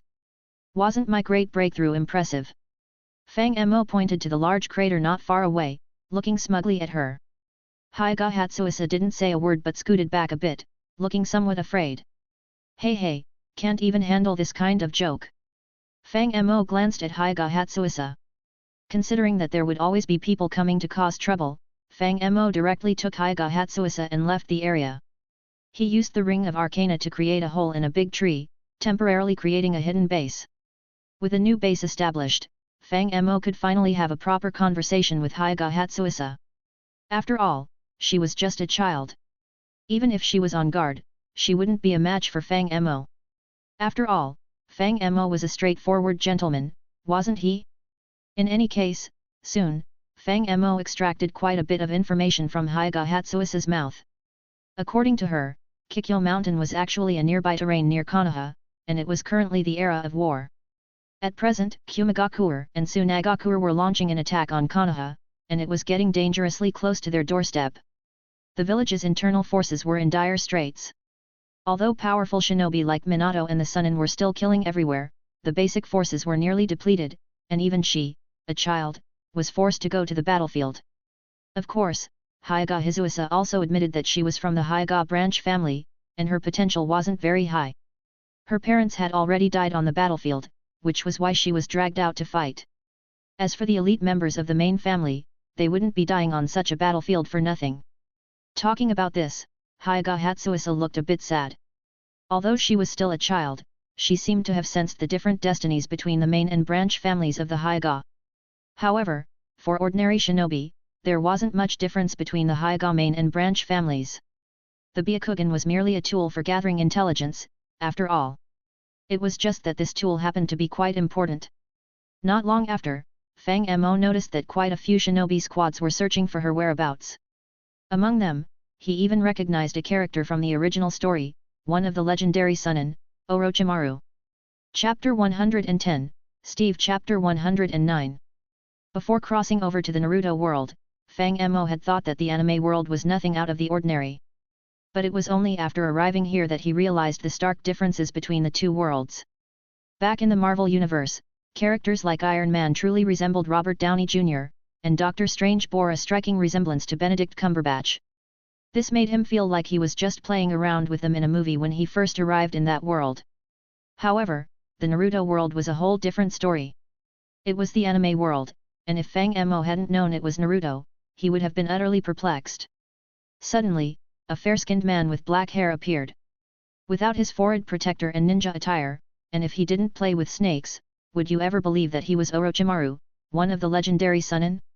Honestly, even cosplayers resembled Orochimaru more than he did himself. But that was just how it was. After all, this was a real world, and the characters were no longer just ink and paper but actual living beings. Discrepancies in appearance were to be expected. Fang Mo was familiar with Orochimaru's character. He was a boss-level figure in the early stages of Naruto, making a dramatic entrance during the Chunin exams by killing the third Hokage and frightening all the genin. His presence was truly formidable. However, from what Fang Mo could see now, Orochimaru appeared quite young. Though his aura was somewhat gloomy, he didn't emanate the intense evil and cruelty that he would display in later arcs. Thinking back to the information mentioned by Hyuga Hatsuisa earlier, the genin hadn't been born yet, and Minato Namikaze was still alive. This meant that Orochimaru had likely not begun his human experiments or had just started, and hadn't reached the depths of depravity he would later attain. With these thoughts in mind, Fang Mo felt compelled to try and establish contact with Orochimaru. After all, he would need to borrow a microscope from Orochimaru later on. Might as well get acquainted with him, right? However, before Fang Mo could leave the hiding place, he used a substitution technique to see a blonde-haired man. Fang Mo immediately recognized him because of his distinctive hair color. It was Minato Namikaze, the future Fourth Hokage and the protagonist's father. Minato was accompanied by two subordinates as he directly approached Orochimaru for a serious discussion. Thanks to the invisibility of Steve, Fang Mo overheard their conversation. To his surprise, Minato and Orochimaru were not here to search for Hyuga Hatsuisa. Instead, they were seeking information about the wind release technique that Fang Mo had used. He had casually employed a wind release jutsu earlier with his Ring of Arcana, which allowed him to control any storm or airflow. The immense power of this wind release had caught the attention of the Konoha ninjas. They suspected that Tsunagaku might be planning some kind of conspiracy, given that they were from the land of wind that had invaded Konoha. As for the Cloud Village, they had only dispatched a small group of ninjas to cause trouble.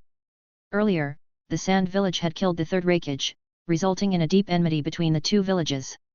Additionally, the recent battle at God's Bridge had severed the Sand Village's crucial supply route to the Fire Country, forcing them to concentrate their efforts on the Cloud Village.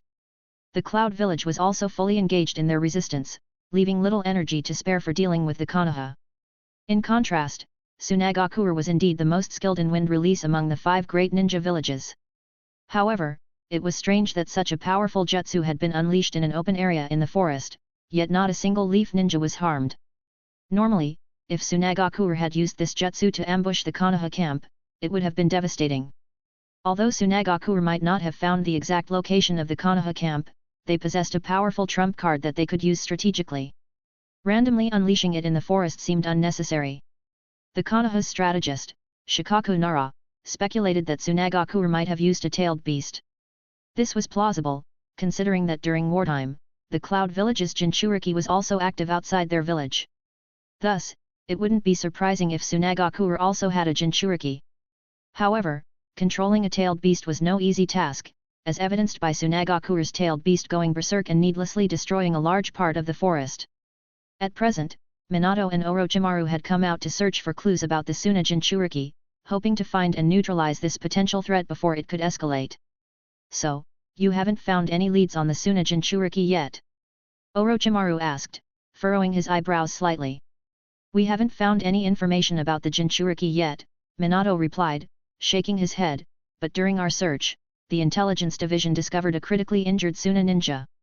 We now have a rough idea of the location of the Suna camp. Oh. Orochimaru raised an eyebrow, are you sure it's not a trap? I don't think so, Minato pondered, the terrain in that area isn't suitable for an ambush. Moreover, Suna ninja aren't particularly skilled in earth release, so constructing defensive fortifications would be difficult for them. The previous tailed beast rampage might have caused them to change their camp's location, Orochimaru speculated. After a moment of contemplation, Orochimaru said, if you want to attack them, you should act now. Do you have confidence in dealing with their Jinchuriki? I know some sealing jutsu, Minato nodded. If they have a Jinchuriki, I should be able to handle it. Good. Orochimaru waved his hand decisively. Let's head back to camp for now. We shouldn't delay this matter. The two of them disappeared from the spot in an instant. After they left, Fang Mo, who had been eavesdropping from the hiding place, was left dumbfounded. Damn, this misunderstanding could become a big deal. Fang Mo sighed and rubbed his face. Originally, he had merely launched a random attack, but he didn't expect it would be linked to Tsunagaku. What's wrong? Hyuga Hatsuisa asked curiously. Although she could observe the situation outside with her Byakugan, she couldn't hear what others were saying and only knew that someone had been standing there earlier. Your Konoha ninjas are about to attack Tsunagaku's main camp, Fang Mo explained directly. They suspect Tsunagaku has a Jinchuriki, so they plan to launch a surprise attack on their camp. Attack Tsunagaku's camp. Hyuga Hatsuisa pondered for a moment before asking, so, the big decisive battle is about to happen? Is the war going to end?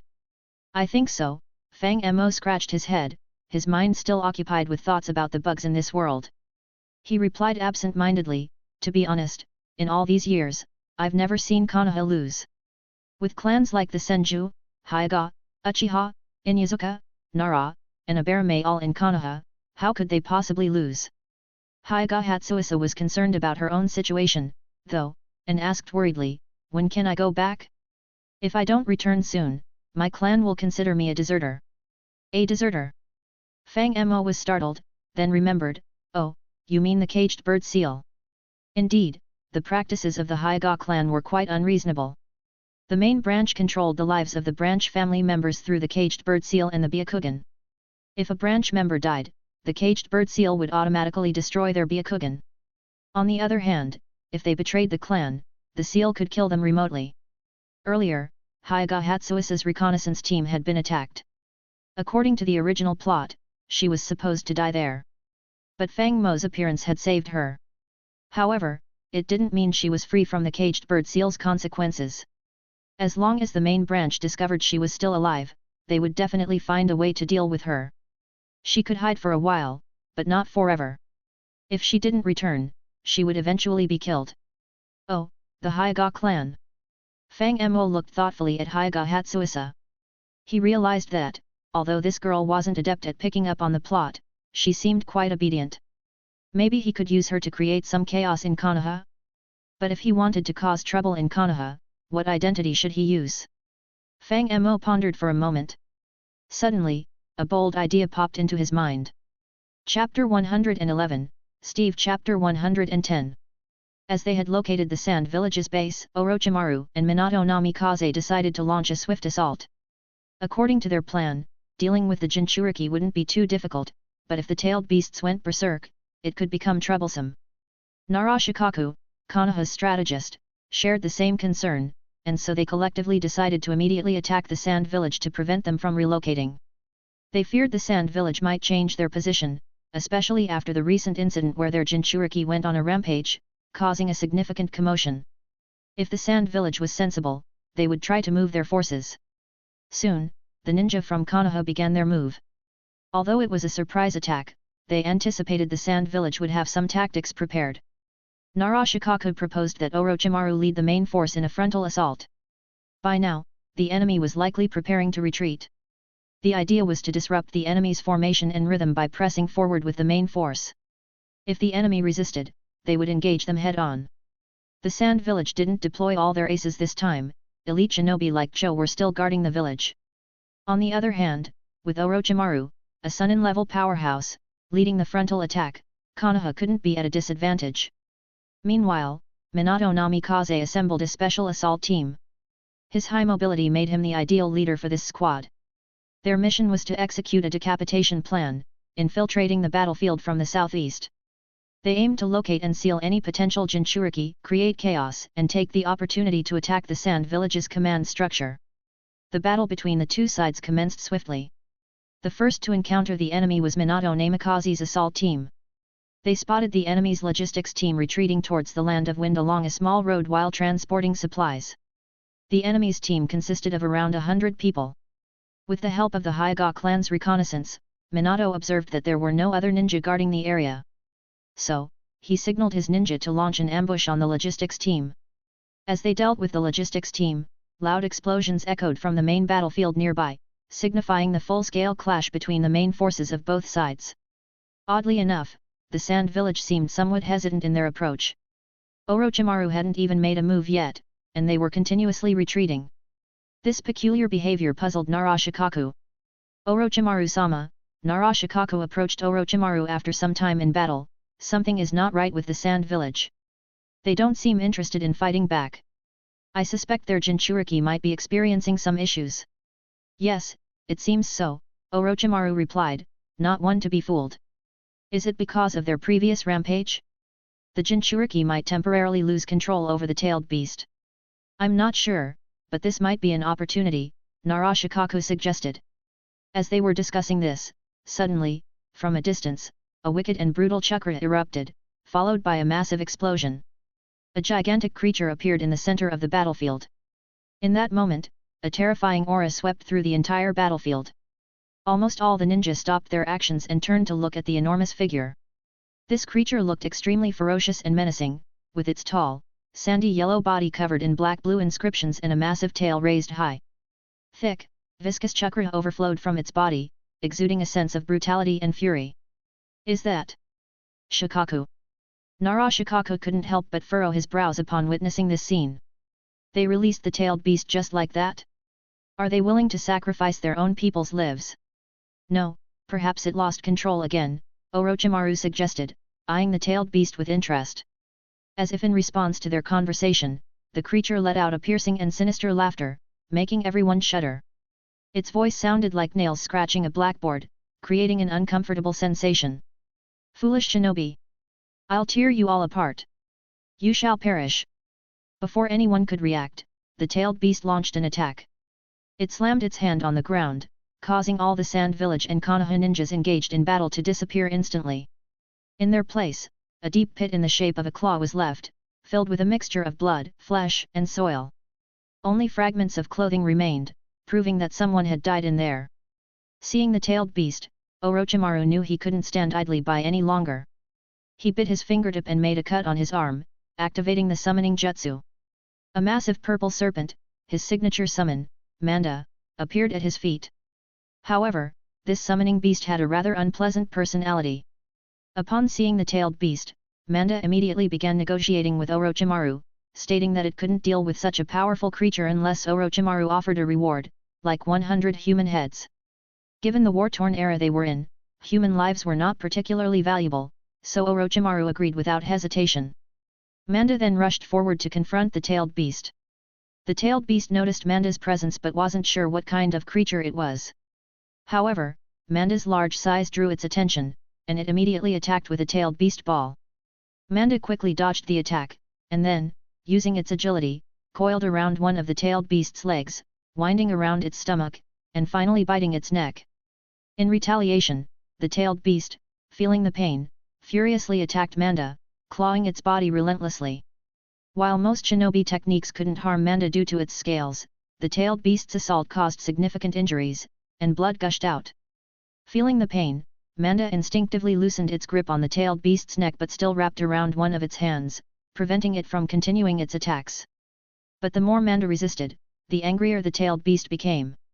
It came here to kill shinobi and vent its rage, not to wrestle with a stinky snake. With a sudden twist of its head, the tailed beast focused on Manda and gathered a deep purple sphere in its mouth. Ugh! Seeing this, Manda felt all its scales stand on end, overwhelmed by an immense sense of danger. Under the threat of death, Orochimaru, the bonds, the contract, the trusted allies, everything became inconsequential. Without even saying goodbye, Manda exploded into a cloud of smoke, retreating back to its lair, the Ryokai cave. Next moment, the tailed beast bomb detonated, hitting the tailed beast's own arm. A tremendous explosion erupted, and a massive mushroom cloud slowly rose into the air. Even the tailed beast was blown away by the blast, with almost half of its body missing. The ninja present suffered heavy casualties. Those closest to the explosion were incinerated, leaving no trace behind. Even those further away were severely injured, lying on the ground with blood flowing from their 7 apertures. This single attack almost wiped out 1/3 of the battlefield's ninja. The tailed beast, being a tailed beast, quickly got up from the ground, and sand rushed to its body, healing its injuries. Seeing the numerous casualties on the ground, the tailed beast started laughing maniacally, delighting in the fact that those who dared to seal it away were finally dying. It began gathering chakra for another tailed beast bomb. Triple Racim. Suddenly, a voice rang out, and 3 massive iron gates rose from the ground, blocking the tailed beast bomb. However, the gates were quickly blown away by the ensuing explosion. Nevertheless, the Triple Racim successfully absorbed a significant amount of the damage, ensuring that the Konoha ninja in the vicinity didn't suffer heavy casualties. After releasing the Triple Racim, Orochimaru's brow furrowed. Indeed, this tailed beast was challenging to handle. If only he and Minato were here, they could attempt to deal with it. However, with Konoha's ninja all around, the situation was precarious. The tailed beast's devastation couldn't be underestimated. He even considered a temporary retreat. Even though he might be able to hold off the tailed beast for a while to buy some time, it would be hard to prevent excessive casualties. With the significant number of forces invested by Konoha in the battle at Kikyo Mountain, even if they mutually destroyed each other, Konoha's loss would be greater. Moreover, Konoha could ill afford such losses at this point. But just as Orochimaru was weighing the options, he heard someone shouting around him, "Look! There's someone in front of the tailed beast." Instantly, Orochimaru's thoughts turned to Minato Namikaze. Finally caught up, "Hey, Minato!" As he turned to look at the figure, Orochimaru was taken aback by what he saw. The person in front of the tailed beast had spiky black hair and was wearing the signature red armor. Orochimaru's entire body trembled, especially when he noticed the person's crimson eyes. Uchiha Madara? How is this possible? Chapter 112, Steve Chapter 111. This. How is this possible? Looking at the blood-red figure in mid-air, Orochimaru was utterly bewildered. Honestly, he couldn't comprehend the scene unfolding before his eyes. Wasn't this Uchiha Madara supposed to be a legendary figure? According to the tales, he had died at the Valley of the End ages ago. So why was he now alive and well, standing right here? Moreover, why did he appear so youthful? It wasn't just Orochimaru, even the Konoha ninjas on the battlefield below were in complete disarray. What? What is happening? This can't be real, can it? What in the world is going on? That person's appearance. Is he from the Uchiha clan? Indeed, while these ninjas hadn't seen Madara's real face, they had visited the Valley of the End. The legendary battle between the first Hokage and Madara Uchiha was well known in Konoha. The statues of the two in the valley were a testament to their history. The person before them looked exactly like the Madara Uchiha depicted in those statues. How could they not be shocked? Especially those eyes, just looking at them, one could feel an overwhelming sense of pressure. This couldn't possibly be someone using a simple transformation technique to deceive them, right? The aura was too genuine. Of course, even the Shukaku noticed the sudden appearance of this person. Unlike the ninjas below, it had no knowledge of Uchiha Madara. However, it instinctively felt that this person might be a formidable opponent, so it attacked immediately. The Shukaku opened its mouth and unleashed a massive chakra-infused air cannon. Fire release, Great Fire Annihilation. In response, the mysterious figure in midair brought his hands together, and in the next moment, a massive fireball, resembling a meteor, appeared. The fireball was almost as big as the Shukaku's body, like a towering mountain. The Racim Kyuden collided with it and exploded. The resulting force sent the fireball hurtling towards the Shukaku. What kind of jutsu is this with such power? The ninjas around witnessed this scene and widened their eyes in disbelief. How could this be called the Great Fire Annihilation? This was the power expected of a B-rank jutsu? This scale of fire release? Even Orochimaru, not far away, saw this and couldn't help but show astonishment on his face. He even suspected if someone had learned the second Hokage's forbidden jutsu, Edo Tensei, and actually resurrected Madara Uchiha from the afterlife. Otherwise, such power couldn't be explained. Even his own master, the third Hokage, couldn't unleash such a massive fire release jutsu, and those eyes. But this wasn't the time to think about these things. Orochimaru quickly shouted to the front, "Retreat! Use defensive ninjutsu to protect yourselves from the aftermath." After Orochimaru's reminder, the ninjas quickly came to their senses. Indeed, they had been startled for a moment, but now they realized that the surrounding temperature was rapidly rising. It was evident that the scale of this jutsu was extraordinary. So they quickly retreated. Some ninjas skilled in water-style jutsu were left to cover the retreat, frantically forming hand seals, preparing to release water defenses. Meanwhile, at that moment, the massive fireball heavily crashed into the Shukaku. The terrifying heat was even melting sand and rocks, and the Shukaku couldn't help but howl in pain. However, the Shukaku was a tailed beast, a creature composed entirely of chakra. At this moment, it bravely withstood the flames and, with its mouth, started shaping a tailed beast ball. In response to the tailed beast ball, the mysterious figure in midair raised his hand. The next moment, the ground started to tremble, and countless tree roots and vines burst out from below, madly entangling the Shukaku. These tree roots' strength was terrifying, they tightly restricted the Shukaku's movements, making it struggle continuously. It couldn't even release the tailed beast ball, and instead, it scraped past the figure's body, shooting towards the sky, tearing a huge hole in the clouds. Wood style. Orochimaru looked at the numerous vines in the distance in disbelief. How is this possible? This is not the first Hokage's. While Orochimaru was shaken by the unknown, the mysterious figure in midair finally spoke. He looked at the Shukaku entangled in the vines and said slowly, "A mere pet, and yet you still try to resist me." After saying this, the figure suddenly made a hand seal. Then, experience the power of a god. The next moment, the crimson eyes of the figure lit up with a faint purple light. The Sharingan pattern inside transformed into numerous circular patterns, and an indescribable pressure instantly enveloped the entire battlefield. Chibaku Tensei. As if the entire Mount Kikyo was drawn into it by a terrifying force, countless rocks, trees, and debris slowly floated towards mid-air, gradually gathering into a larger and larger sphere. What? What is this? The Shukaku looked up at the massive sphere and the eyes of the mysterious figure. Suddenly, it screamed in fear, "These eyes! Impossible! How can you have those eyes?" But before it could finish its words, the ground was suddenly torn apart, and the Shukaku, covered in vines, was lifted into the air. Struggling desperately, it was entangled more and more by the vines until even its mouth was sealed by a massive tree. It couldn't release the tailed beast ball and could only float slowly toward the massive sphere in mid-air. It was then buried by more and more sand and soil, completely disappearing. The ninjas on the battlefield, both from Konoha and Tsunagakuer, stood there, stunned, witnessing the unfolding scene. Mount Kikyo was disappearing at a visible speed, replaced by the massive sphere in mid-air. Countless rocks, trees, and soil continued to converge, making the sphere grow larger and larger. In the end, this object even gave people the urge to worship and revere. This was something that almost no ninja technique could achieve. A true miracle.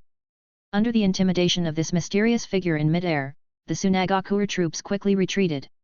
Obviously, the Konoha ninjas were familiar with this mysterious person, and there were a few sharp individuals among the Tsunagakuer ninjas who recognized him too. In any case, regardless of whether he was truly Uchiha Madara or not, the fact that he effortlessly subdued the Shukaku was real. They realized that if they stayed any longer, they would undoubtedly die, so they left the battlefield after leaving many corpses behind, returning to their village to report the situation. With the retreat of Tsunagakuer, it was clear that the Konoha emerged as the ultimate victor of the Battle of Mount Kikyo. However, despite their victory, the Konoha ninjas were not at all excited because they were now facing a more severe problem than the invasion of Tsunagakuer. That was the Uchiha Madara before them. To be honest, even though they had just witnessed his strength, the Konoha's higher UPS were still perplexed. People like Nara Shukaku, Inoichi Yamanaka, and Namikaze Minato didn't believe that this person was truly Uchiha Madara. In fact, he wasn't Uchiha Madara, he was a joyful ninja named Fang Mo. He only used the ability of Custom Steve to change his appearance to resemble Uchiha Madara. This was thanks to Hyuga Hatsuisa, who had visited the Valley of the End earlier and luckily saw the statues of the two founders. Fang Mo managed to deceive him into showing the transformation technique. Fortunately, Fang Mo's memory and transformation technique were both excellent. At least, at this moment, the Konoha had not noticed anything suspicious. The Konoha's higher UPS did not believe Fang Mo because they were convinced that Uchiha Madara had died. The person before them might possess incredible strength, but he was surely an enemy using some trick. Who are you? Hatake Kakashi stared intently at Fang Mo. Don't think we'll believe you just because you changed your appearance. The real Uchiha Madara is dead, it's something confirmed by the second Hokage himself. Youngster, have you seen the Naka shrine? Fang Mo looked at Kakashi and sneered intentionally. Kakashi didn't respond. He had seen the second Hokage, but the man had died during the Second Great Ninja War when Kakashi was only 10. So this information was something he had learned from the third Hokage. But there were also records in the village, so he was sure it wasn't wrong. I see. Did Tobirama tell you that he had hidden my corpse to study it, only to find that I suddenly disappeared? What? Everyone was stunned upon hearing this revelation. Especially Nara Shukaku, upon considering Tobirama's extensive research on various forbidden techniques, he could imagine that the second Hokage might have done such a thing, taking Madara's corpse to study his Sharingan and other abilities. But you can't be Uchiha Madara. The real one died long ago, Shukaku spoke up, but he seemed to be contemplating the possibility. Orochimaru-sama, what is your view on this matter? Shukaku turned to Orochimaru. Orochimaru remained silent, observing the Uchiha Madara in the distance. He was already starting to study some forbidden techniques, and while he hadn't gone down the path of madness yet, he was certainly intrigued. If this person truly was Madara Uchiha, then after all these years, he retained his youthful appearance. Did that mean Orochimaru's pursuit of immortality was indeed feasible? Truthfully, Orochimaru wasn't sure if this was the real Madara or not. But he sincerely hoped that it was. After a brief contemplation, Orochimaru spoke, carefully choosing his words. You suddenly appeared on the battlefield and sealed the Shukaku. I wonder what your purpose is. He. However, what everyone didn't expect was that Uchiha Madara suddenly looked up and burst into maniacal laughter. In an instant, the aura of a great villain surrounded him. Ho ho ho, ha ha ha, I finally managed to kill Hashirama, and now no one can stop me. Chapter 113, Steve Chapter 112. This chapter is sponsored by Nathan Behrens, Patreon. Hashirama Senju is already dead, and now there is no one who can stop me, ha ha ha. Fang Mo looked up and laughed. However, this rebellious and arrogant attitude made him resemble Uchiha Madara even more. At this moment, the hearts of the Konoha crowd began to feel uneasy. As the other side said, the first Hokage, Hashirama Senju, was already dead. So, who in this world could stop him? Nara Shukaku stared at the Uchiha Madara in front of him, and his brain began to work rapidly. It was clear that it was impossible to defeat the other side at the moment.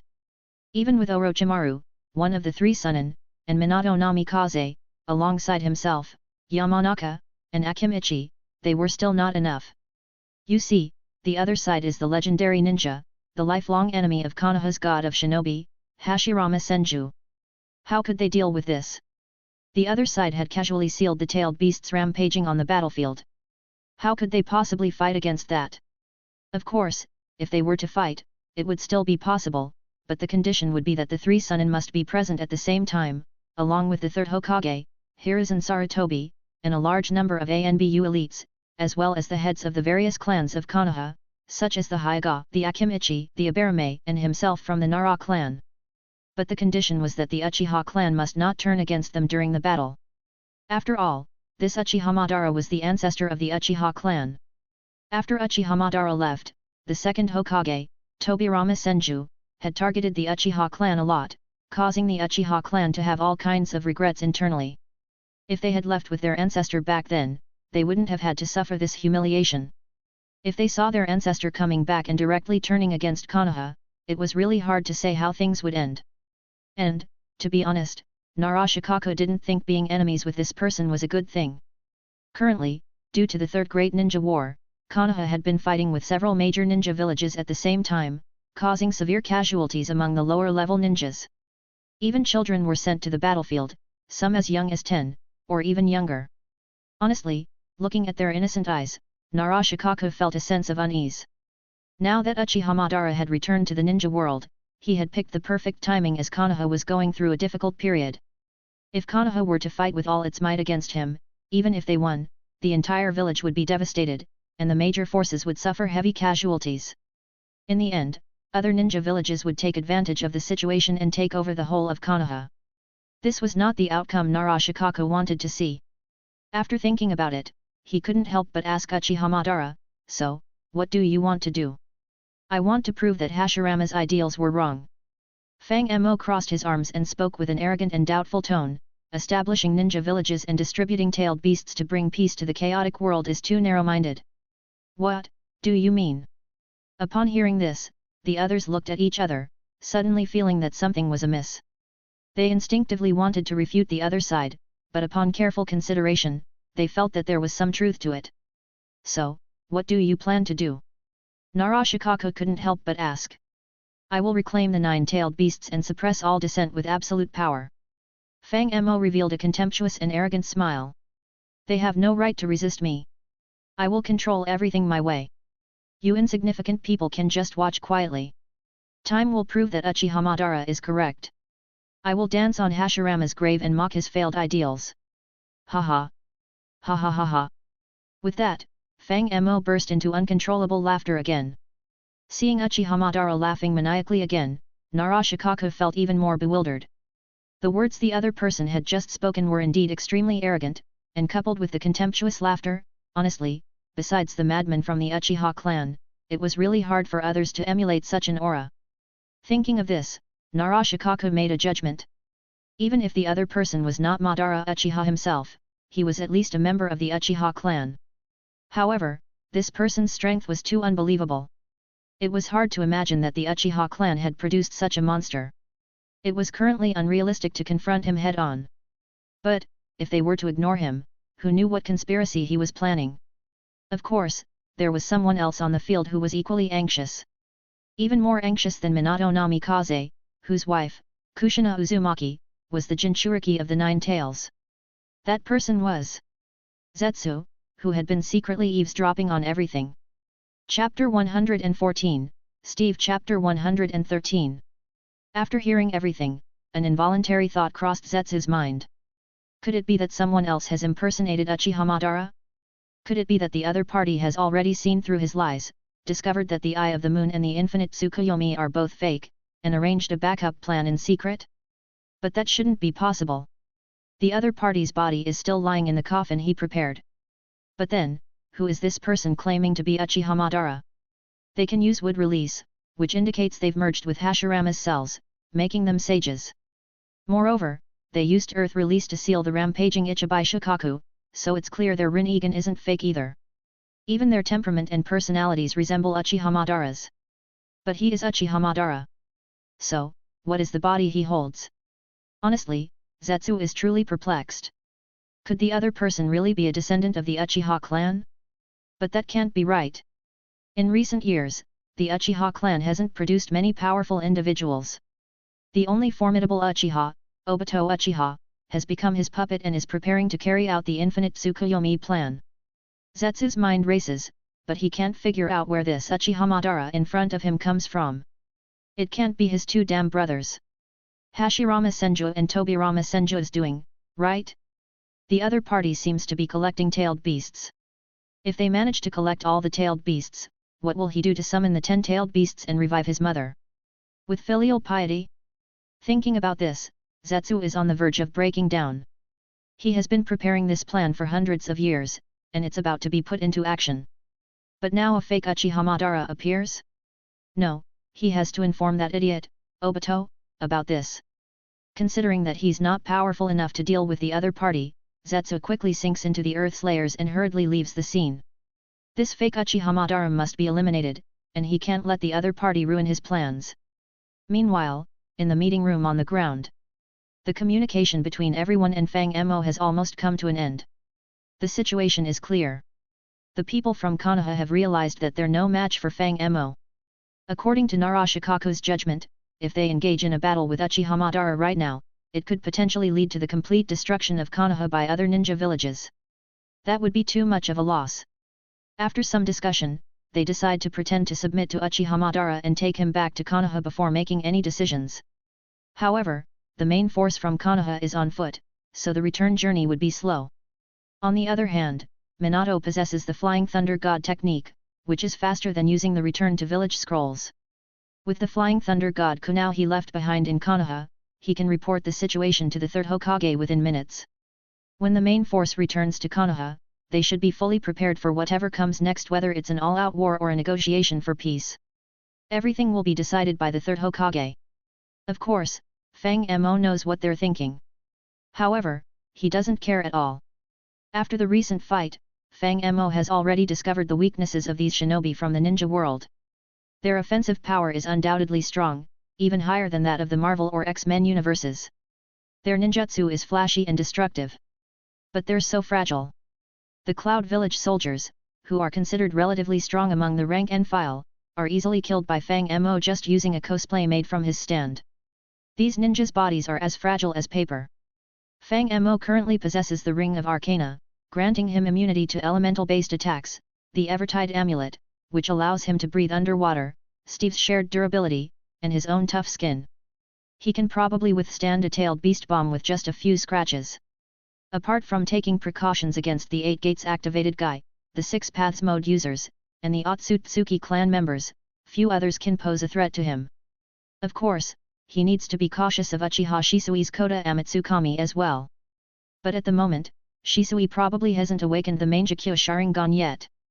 If things don't go well, Fang Mo can always take out Shisui's eyes and try the Mangekyo Sharingan for himself. He has already materialized it in the game. Unlike game items, when materialized in reality, it becomes an authentic eyeball.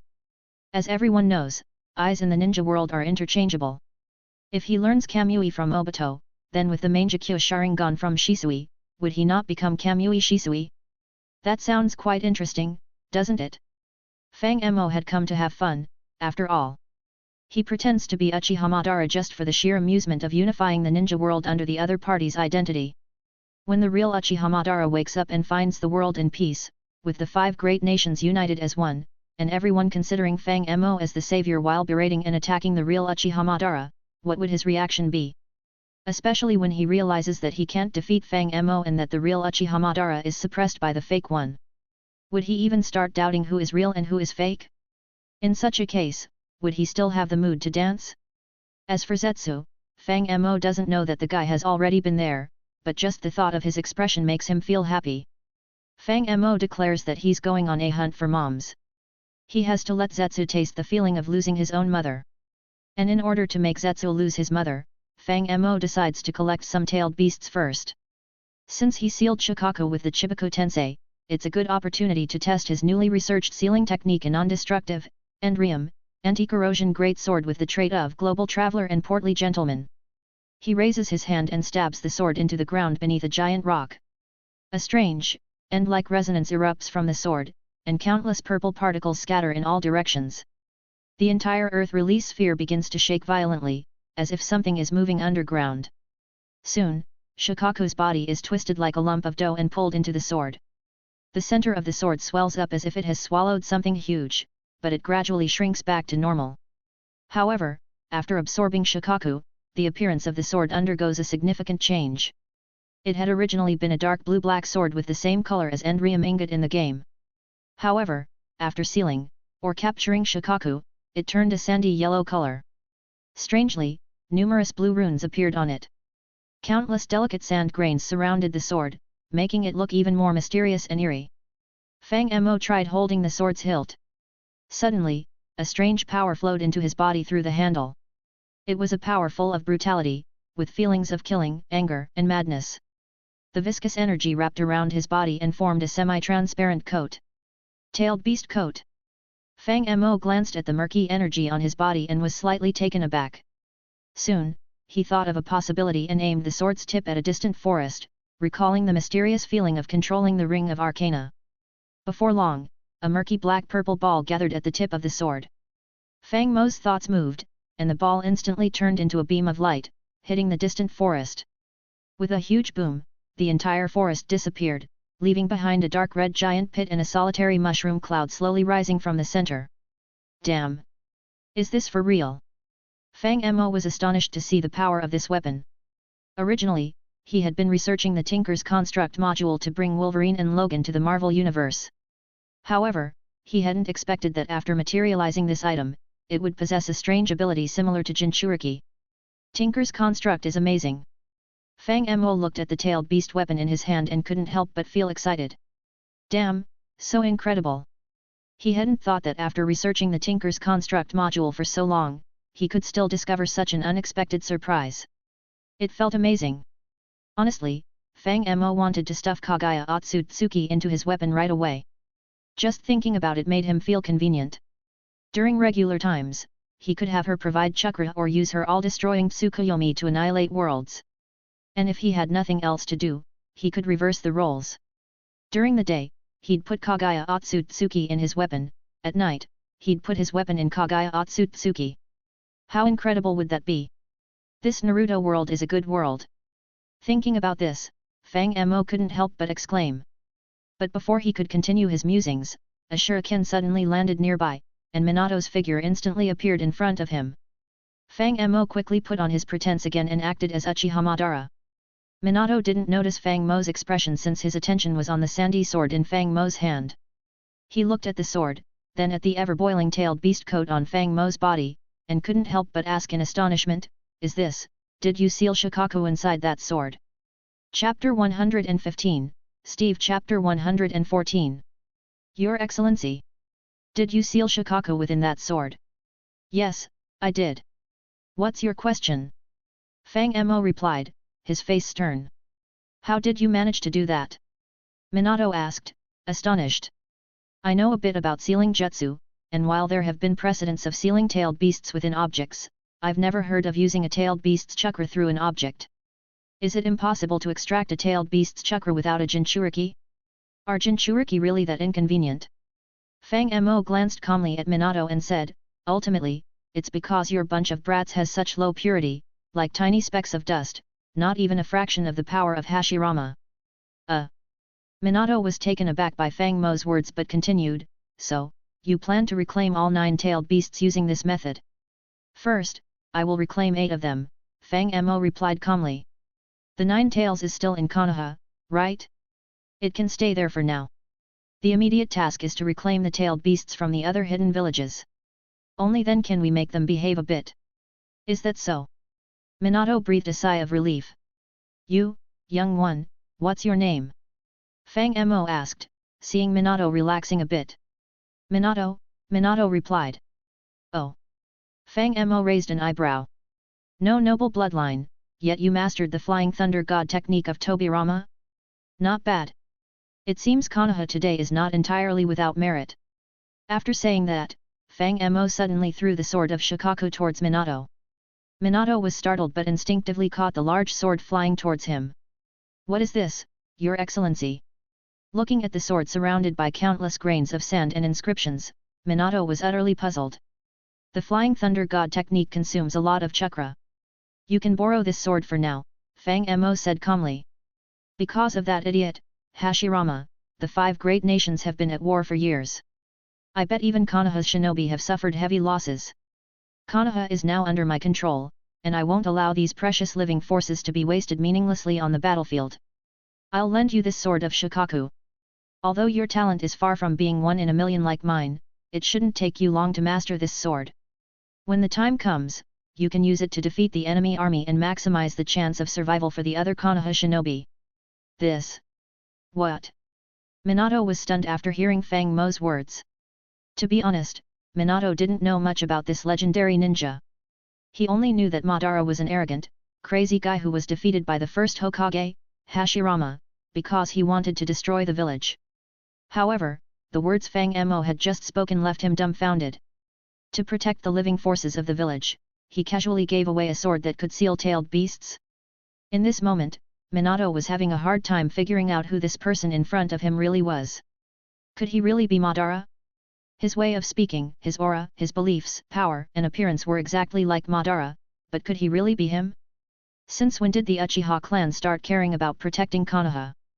And would they think of ways to protect the lives of other shinobi? Could this really be something Madara, who viewed everyone with disdain, would do? What is your plan, then? Minato couldn't help but ask. Of course, it is to completely sever the root cause of this hatred. Fang Mo waved his hand with the unique arrogance of the Uchiha clan. I will use these crimson eyes to burn the decaying land. There will no longer be the 5 great shinobi villages or the 5 great nations. From now on, there will be only one shinobi land. The chakra of shinobi should not be used for killing but to transform this world. Hunger, pain, everything will be driven away from us. We will eventually break free from the shackles of this small world and ascend to the heights of heaven. This. Minato stared at Fang Mo in a daze. He felt like something deep within his heart was slightly moved. It was an indescribable emotion, as if his reason and ideals were clashing in his mind, leaving him torn. Minato truly wanted the world to become peaceful and prosperous, but the education and experiences he had received made it difficult for him to possess the same determination and courage as Fang Mo. In simpler terms, Minato's reason told him that the 5 great shinobi villages and nations must remain, rules must not be broken, and Fang Mo's ideals were too insane and had to be stopped. But at the same time, his own ideals, like a seed, had already deeply rooted itself in his heart. After listening to Fang Mo's words, it began to rapidly grow, telling Minato that this was a path full of light, a truly new path. But that will surely cause many sacrifices, right? Minato hesitated. Sacrifices are inevitable, Fang Mo replied, looking at Minato. He calmly asked, ask yourself, if you don't do it this way, will innocent sacrifices decrease in this world? But... Minato seemed to want to say something, but before he could speak, Fang Mo suddenly placed a hand on his shoulder. It is precisely because we don't want them to sacrifice in vain that we must bring about change, Fang Mo said as he looked at Minato. Young one, this world has souls, and they all wait for us in the afterlife. Do you want to tell them after your death that nothing has changed in this world? Or do you want to return to the afterlife with glory, proudly responding to the expectations of those children? Tell them that you spent your life changing this world, so there will be no more pain and conflict in the world. The 5 great nations, the 5 great shinobi villages, and even my own clan and descendants. They are all so shallow. With one hand on Minato's shoulder, Fang Mo looked up at the sky. People fight for power on this vast land, they antagonize each other for the smallest benefits, and they kill each other. Humph. This world is full of prisoners, looking out through the window of destiny, all looking down on the earth. Only I look up at the stars. Chapter 116, Steve Chapter 115. Minato Namikaze did not stay any longer. His heart was in turmoil. Minato kept thinking and recalling every word that Uchiha Madara had said to him. He even suspected if Madara had used the Sharingan to cast genjutsu on him, but his certainty in his own abilities made him dismiss this speculation. However, the more he thought about it, the harder it became for his heart to calm down. Just by using words and ideas, Madara had managed to shake Minato's heart. Honestly, Minato would prefer if Madara had used genjutsu. At least that would make things simpler, and he could directly view Madara as an enemy. But now, things were different. Minato inexplicably realized that he had begun to anticipate the world that Madara was trying to create. Minato felt that he needed to think carefully about how he should make his choice. After all, according to Shukaku's judgment earlier, Minato needed to use the Flying Thunder God technique to return to the village and deliver the information. His attitude would play a significant role in determining how the village would treat Uchiha Madara. Currently, although Madara's identity was indeed suspicious, and there might be other hidden motives, such as collecting tailed beasts, the words he spoke, which shook Minato, made him feel that Madara's ideology was not fake. But how would the village perceive Uchiha Madara? That was truly uncertain. After all, the power dynamics there were too complex. Besides the third Hokage's decision, there was also Danzo Shimura, Homura Mitokado, and Kohara Udaten behind him. Since the second Hokage, Tobirama Senju, the village had always regarded the Uchiha clan as a ticking time bomb. Now that the Uchiha clan's ancestor had returned, who knew how they would react? The third Hokage might seek a peaceful resolution, given that Konoha couldn't afford any more harm. But what about the others? How would the Sarutobi clan and the Hyuga clan express their stance? Maybe I should go and ask Jiraiya-sensei. Minato sighed, feeling the pressure. This was the first time he had been in such a dilemma. Meanwhile, on the other side, Orochimaru secretly approached Fang Mo. Although Orochimaru was still researching forbidden techniques, he wasn't as deranged as he would become later on. So, he still had some concern for the village. When he came to find Fang Mo, he had some selfish motives, but mostly, he wanted to know who this Uchiha Madara really was. But who was Fang Mo? He was the king of enjoying the spectacle, who had seen the Naruto plot. In just a few short sentences, Fang Mo had shifted the topic from his own objectives to how to achieve immortality. Clearly, Orochimaru couldn't handle it. Having experienced so many separations and deaths during the war, he realized how fragile life was. Now, he was genuinely obsessed with achieving immortality, hence why he was secretly researching the Edo Tensei, right? Fang Mo didn't lie at this point. He followed the original storyline and explained that during his decisive battle with Hashirama Senju, he bit off a piece of the latter's flesh and stored it in his mouth. Then, he used the Reaper Death Seal to delay the release of Izanagi, making himself immune to death. Afterward, he transplanted Hashirama's flesh into his body. This process took several decades to fully integrate Hashirama's cells into his body, using the power of the Sharingan to suppress the physical strength of the Senju clan. Not only did it allow him to return to his youth, but it also granted him the wood release. Upon hearing this, Orochimaru instantly believed it. After all, Fang Mo had indeed used wood release earlier. He saw it with his own eyes, and he had researched information about Hashirama's cells, knowing how difficult they were to control. Moreover, using the Sharingan to suppress the activity of Hashirama's cells made perfect sense. Orochimaru, as a scientist, had great confidence in himself. Fang Mo's explanation aligned with his speculation almost perfectly, leading him to fully believe Fang Mo's identity as Uchiha Madara. Now that he knew Fang Mo's true identity, Orochimaru naturally had another question to ask. So, what is your purpose after being resurrected? Orochimaru nervously licked his lips. Actually, he was quite afraid to ask this question, fearing that Fang Mo might react adversely. But he still cared about the village, as he was also a candidate for the position of Hokage. So, he had to ask. Exploring the unknown. Facing a scientist like Orochimaru, Fang Mo couldn't use the same approach he had used with Minato. He was quite knowledgeable in this aspect, so he replied, "This world is too small for me to explore alone." But how does that relate to exploring the unknown? Orochimaru asked in confusion. You insects and snakes, how could you comprehend the vastness of the heavens? Fang Mo looked at Orochimaru and calmly said, You probably think I only want to conquer this shinobi world, right? That is. With a divine body, I shall rule over the 9 heavens and the stars in the galaxy. Saying this, Fang Mo's mind moved, and several rocks of different sizes floated up from the ground. This is the earth beneath our feet, this is the moon. All of these revolve around the sun. I call it, the solar system. Have you ever looked at the night sky? Fang Mo asked. Those flickering stars are actually suns in other solar systems, but they are so far away from us that their light appears weak. The more stars in the sky, the more unknown worlds await me to explore. I don't care about how the shinobi in this world live, whether they die, whether they fight, whether their hopes come true. I am indifferent to all their love and hatred. But if I want to traverse the stars, I must possess a complete and independent civilization. I need the best scholars to contribute knowledge, the best shinobi to contribute ninjutsu and chakra. Countless people must devote everything to this cause. Only by unifying everything in this world can I ascend to the highest heavens. Orochimaru stared at Uchiha Madara in front of him, feeling an unparalleled shock in his heart. Before he came to see Fang Mo, he had considered countless possibilities. But what Fang Mo said now made him realize how shallow his own thinking was. He never expected that someone in the shinobi world would already set their sights on the stars. Moreover, this person was the ancestor of the Uchiha clan, whom everyone believed to be long gone. Orochimaru felt that these shinobi were simply living their lives like dogs, as Fang Mo put it. They endlessly fought over petty benefits, which was laughable. So, at this point, Uchiha Madara turned to look at Orochimaru and reached out his hand. Would you be willing to be a part of this civilization and contribute your knowledge and wisdom? Uchiha Madara asked Orochimaru.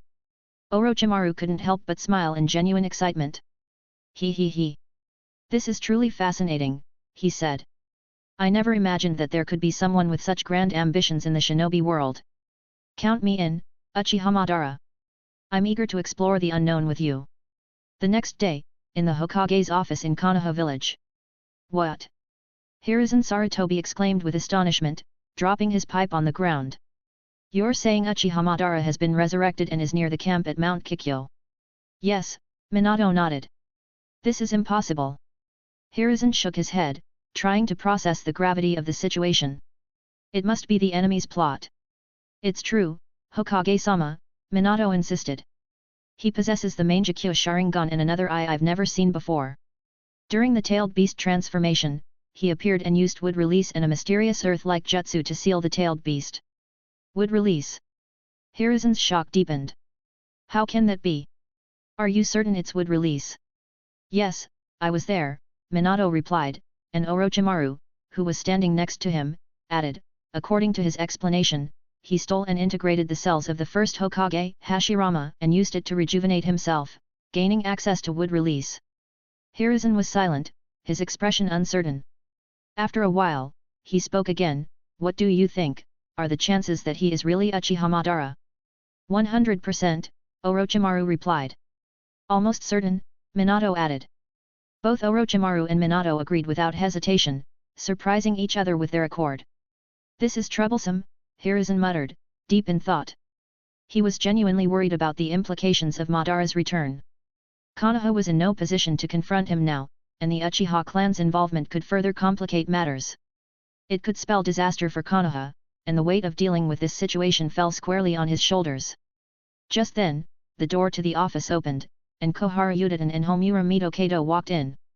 They had heard Hiruzen's voice from outside and inquired, "What's going on?"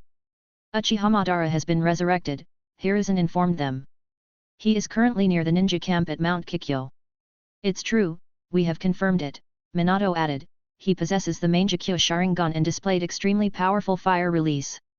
He also knows sensitive information about the first Hokage and Konoha, ruling out the possibility of someone impersonating him. What, this? Both advisors were clearly taken aback. What is his current intention? Yudin asked, her voice tense. Is he planning to lead the Uchiha clan out of Konoha, or is he seeking revenge? Neither, Orochimaru intervened. What? Hiruzen and Yudin looked at him curiously. Then what does he want? He said. Minato hesitated for a moment before speaking. He wants to fill the world with love and peace. Chapter 117, Steve Chapter 116. After the battle on the Kiki mountainside came to an end, the dispute between Konoha and Suna was also nearly over. Following Shukaku's advice, the majority of Konoha's forces didn't return to the village immediately but continued to advance towards Suna. After their defeat on Kiki Mountain, Suna lost both their Jinchuriki and tailed beasts. The remaining ninja witnessed the terrifying power of Uchiha Madara and had no intention of fighting further. Suna was in a state of disarray, allowing Konoha's ninja to continue their invasion. However, Konoha's forces didn't resort to burning, looting, or pillaging. They mostly just took some orphaned children from the villages along the way. The Ninja World War III had been ongoing for a long time, leaving every village in a state of shortage, especially in terms of population. It wasn't easy to replenish those losses, so Konoha needed to focus on this aspect as well. Regular prisoners or villagers weren't taken by Konoha's ninja, but war orphans were different. These young children could quickly be integrated into Konoha's ranks with their strong will to protect and contribute to the village. Even if they couldn't become ninjas, they could still serve in other capacities, providing valuable manpower. During this time, Fang Mo observed the customs and situation in the Land of Wind. Though it was just the border region, he noticed the severe problem of desertification in the Land of Wind.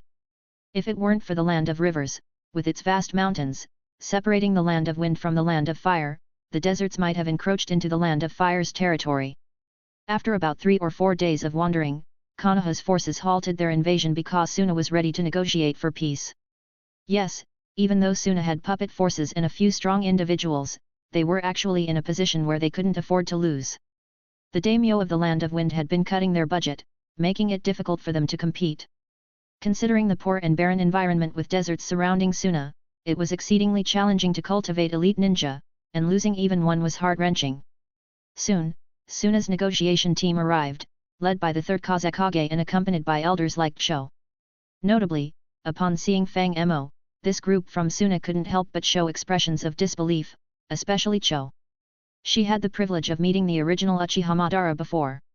Upon encountering Fang Mo, she realized that the ninja world was about to change. As expected, the peace talks were initially supposed to be led by Orochimaru and Namikaze Minato, but surprisingly, only Uchiha Madara was sitting on the chair inside the tent. Orochimaru and Minato were standing on each side behind him. Facing Suna's delegation, Fang Mo only said one sentence, stating that he could accept their surrender and even considered them just a group of small fry. However, the one-tailed Shukaku must be confiscated. Upon hearing this, the third Kazekage became somewhat unsettled. We can agree to other compensations, but the Shukaku must be returned to us. The third Kazekage said, it was given to each village during the first Hokage's 5-cage summit, and we also. That was the decision of the first Hokage, but now he has passed away. Interrupting the third Kazekage, Orochimaru smiled and said, the first Hokage distributed the tailed beasts with the hope of signing a peace treaty among the 5 great nations. However, wasn't it your village that tore that treaty apart? We distributed tailed beasts for peace, and now we're just reclaiming them for the same reason, aren't we? We assure you that we won't use the tailed beasts to wage war. Namikaze Minato followed, we just want to create true peace. Tailed beasts are too dangerous. Please return Shukaku to us. You're simply robbing us. The third Kazekage gritted his teeth and said, the tailed beasts are meant to balance the power among the 5 great nations. Is Konoha trying to disrupt the balance of power? Seeing this, Fang Mo raised his hand, signaling Orochimaru to stop talking. Are you saying? Fang Mo calmly looked at the third Kazekage, saying, you believe tailed beasts are meant to balance the power among the 5 great nations. Isn't it so? The third Kazekage looked at Uchiha Madara, feeling a growing sense of unease. Although there was no killing intent from him, nor any aura, just his calm presence alone made him feel nervous. According to you, the 5 great nations use tailed beasts to balance their military power. Fang Mo continued in his calm tone, weak nations receive powerful tailed beasts, while strong nations get weaker ones. This makes them wary of each other, preventing them from easily waging war. So you think? Konoha, having the 9 tails, is actually very weak, and Suna, having the 1-tail Shukaku, is the strongest among the 5 great nations? Is that what you are suggesting? Hearing this, the third Kazekage suddenly felt a chill. But at this moment, Cho beside him suddenly spoke up. Konoha's goal should not only be Shukaku, right? Cho said slowly, if you will also reclaim the tailed beasts from other villages, then Suna might consider accepting this condition.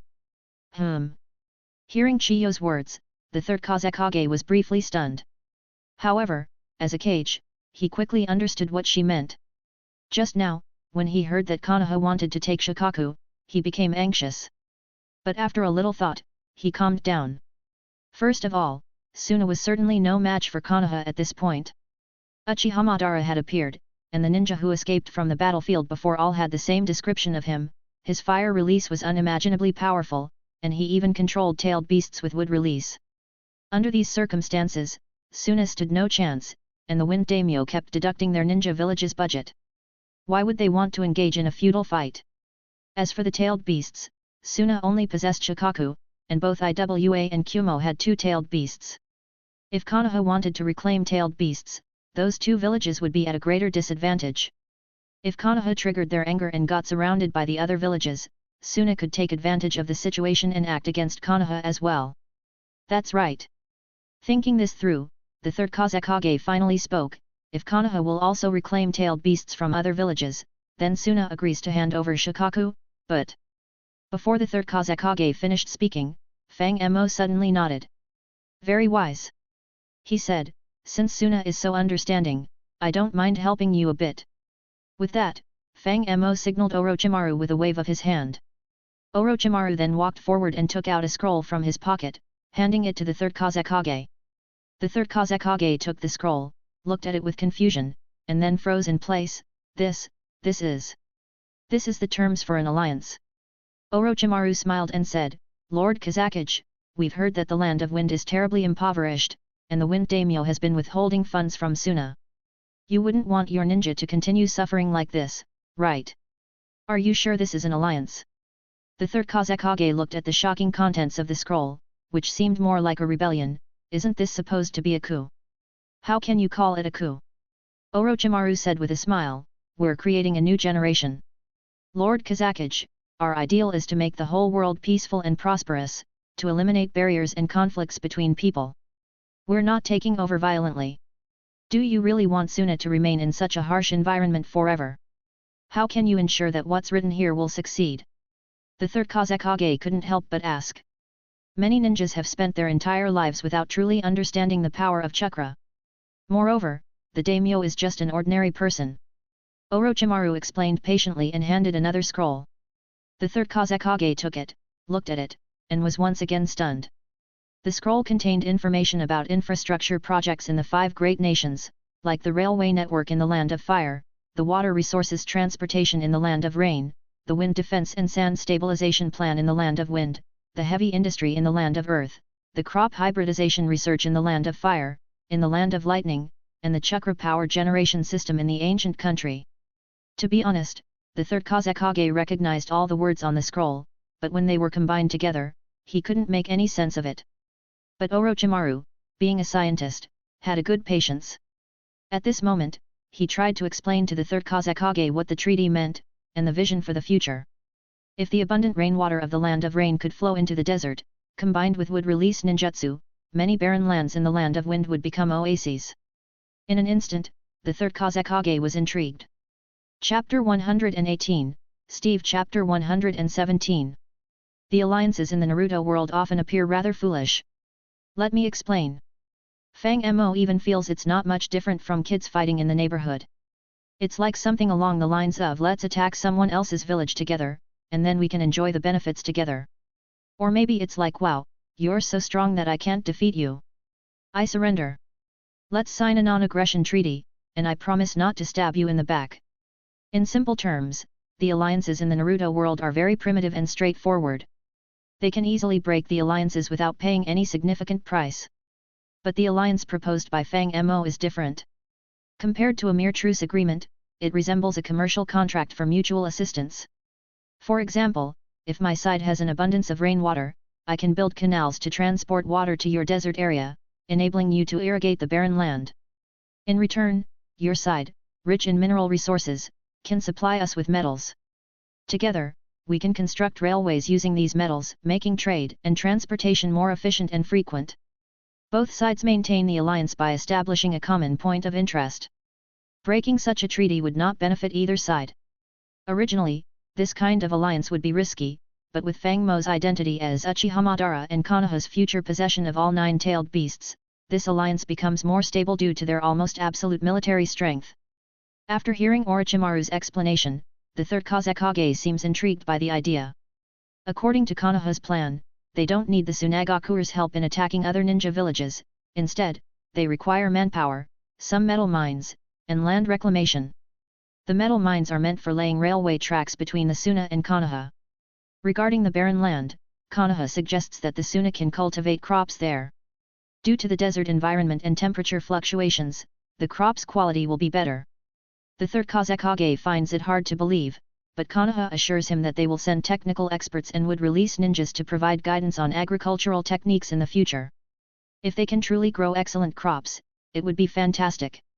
The Suna has an abundance of barren land and metal mines, especially with the third Kazekage's ability in magnet release, enabling him to extract iron from sand.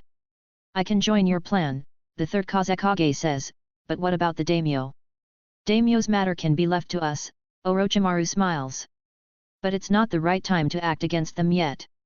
Just wait quietly, and Konoha will show you the sincerity of the alliance. Alright, I understand, the third Kazekage nods, acknowledging the alliance between both parties. Afterward, they discuss some more details, such as the Tsunagakure's development policies, including puppet troops and wind-release ninjas, both of which are precious talents and will shine in the future industrialization of the ninja world. Before parting ways, Fang Mo also gives them 2 bottles of healing potions. What are these? The third Kazekage asks, looking at the light pink potion in his hand. There are S-rank missing nin in the Suna, Fang Mo calmly explains. They've set their sights on you, intending to turn you into a human puppet. If you get ambushed, use these potions and escape. I don't want to deal with another brat from the Suna regarding alliance troubles. What? The third Kazekage's face changes, not out of fear but anger. As the most powerful Kazekage in history, someone wanting to turn him into a puppet is truly enraging. On the other hand, Chiyo's expression subtly changes. Human puppets are unmistakably made by puppeteers, and in recent years, there was a missing nin puppeteer who defected from the Suna. Naturally, she thinks of her precious grandson, but with the third Kazekage standing beside her, she refrains from saying anything. Both parties leave with their thoughts, and Konoha's main forces return to the village. As they return, Fang Mo doesn't forget about Hinata Hatsuisa, occasionally teaching her some combat skills and sharing food from Steve's backpack. One reason for doing this is to show Minato and Orochimaru that, although he is from the Uchiha clan, he doesn't exclude other members of Konoha. The other reason is to prevent Hatsuisa from accidentally revealing his true identity as Tsutsuki from the Happy World, someone who came here just to have fun, not to unify the ninja world. After a few days, Fang Mo has already established the character of Uchiha Madara. Just as Konoha's ninja forces return to the village, Fang Mo gets a chance to see the village for the first time. The village is quite large, surrounded by nearly half of the village with a circular high wall, while the other side is a towering mountain wall, providing an excellent geographical environment. Once inside the village, the returning forces are warmly welcomed by the villagers. They have heard about the victory, especially the heroism of Minato. The villagers admire him everywhere he goes. Of course, Orochimaru also has some fans, but compared to Minato, he falls short, which leaves him with a rather unpleasant expression. After all, he is Hokage's disciple. It's hard to accept that he's less popular than his junior. However, Minato has indeed made significant contributions in the Third Great Ninja War. Not just in the Konobe Bridge battle, but also in the previous Shinobi World War, where he interrupted Iwa's supply line and fought against the Third Raikage and his Eight Tails Jinchuriki multiple times. Many times, he single-handedly turned the tide of battle, and it's only natural for people to admire him. The election for the Fourth Hokage is already on the agenda. According to the higher UPS, after the war's conclusion, a new Hokage should be chosen. Hiruzen Sarutobi will retire, and the current popular candidates are 3, the Golden Flash Namikaze Minato, one of the Sunin Orochimaru, and Danzo Shimura from Root. Danzo has the least support since many villagers don't even know who he is. How could someone of his age compete for the Hokage position? But when it comes to Danzo, Fang Mo happens to see him. He stands beside Hiruzen, and there are 2 people who seem to be the Hokage's advisors nearby. After Hiruzen's appointment of welcoming Konoha's ninja forces, he smiles and hands out some rewards and discusses the upcoming Hokage election, then dismisses the majority of the troops, telling them to rest. However, some elites remain in place. For instance, Inoshikacho, Minato, and Orochimaru. Fang Mo glances around and notices a white-haired middle-aged man standing on the Hokage's rock. He should be Jiraiya, one of the Sunin. In addition to that, he can faintly sense some auras in the small alleys, likely members of the ANBU or other ninja. It's evident that Konoha has made preparations against his arrival as Uchiha Madara. Even Hiruzen and everyone else wear cautious expressions, as if they are facing a formidable enemy. So, this is Konoha's current response. Fang Mo looks at Hiruzen and sneers, "Humph, mortals are naturally afraid of gods." Posing. Hiruzen looks at Uchiha Madara, feeling the oppressive aura from him. Despite setting up numerous watchful eyes and preparing all the ninja clans, can't they detect these hidden Anbu and other ninja? It's impossible, but Uchiha Madara remains composed, leaving Hiruzen feeling a bit chilly. Recalling the terrifying scenes when he battled the first Hokage, Hiruzen's spine shivers. Konoha has no intention of being your enemy. Hiruzen starts to explain. At this point, Uchiha Madara interrupts, "For the safety of the others in the village, I must ask you to clarify your purpose here." Purpose? Fang Mo glances at Hiruzen. "My purpose is to take over Konoha. Do you have any objections?" This. Hiruzen is taken aback by the brazen statement. He starts to believe in Uchiha Madara's identity. But such an attitude makes him uncertain of the latter's intentions. "What do you mean by take over?" "Exactly as it sounds," Fang Mo states. "Seeing as you are about to retire, I won't be hard on you, my junior. In short, the future policies of Konoha will have nothing to do with you. Understand?" "What about the position of Hokage next?" Hiruzen hesitantly asks. "Let them choose on their own," Fang Mo replies. "Aren't these two kids doing well? Let the villagers pick one of them to become Hokage." Hearing this, Hiruzen is taken aback. He thought that Uchiha Madara would vie for the position of Hokage, but it turns out he isn't. This makes him a bit puzzled about the latter's intentions. Could it be true, as Minato and Orochimaru mentioned, that he only wants to change this world? But he's Uchiha Madara. How could that be possible? "So, you stand in my way just to ask me these foolish questions?" Before Hiruzen can figure it out, Fang Mo speaks coldly again. "Get out of my sight." Hiruzen's face alternates between pale and green.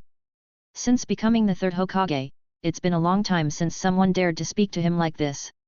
Yet, this person before him is not someone he can afford to offend. He probably can kill him with a single slap. Therefore, he can only swallow all the displeasure and directly use body flicker to leave the scene. "Did I forget to mention you?" Fang Mo turns to face Danzo. "Who are you? Get lost." With Hiruzen gone, Danzo, who was previously happy about the situation, immediately sours.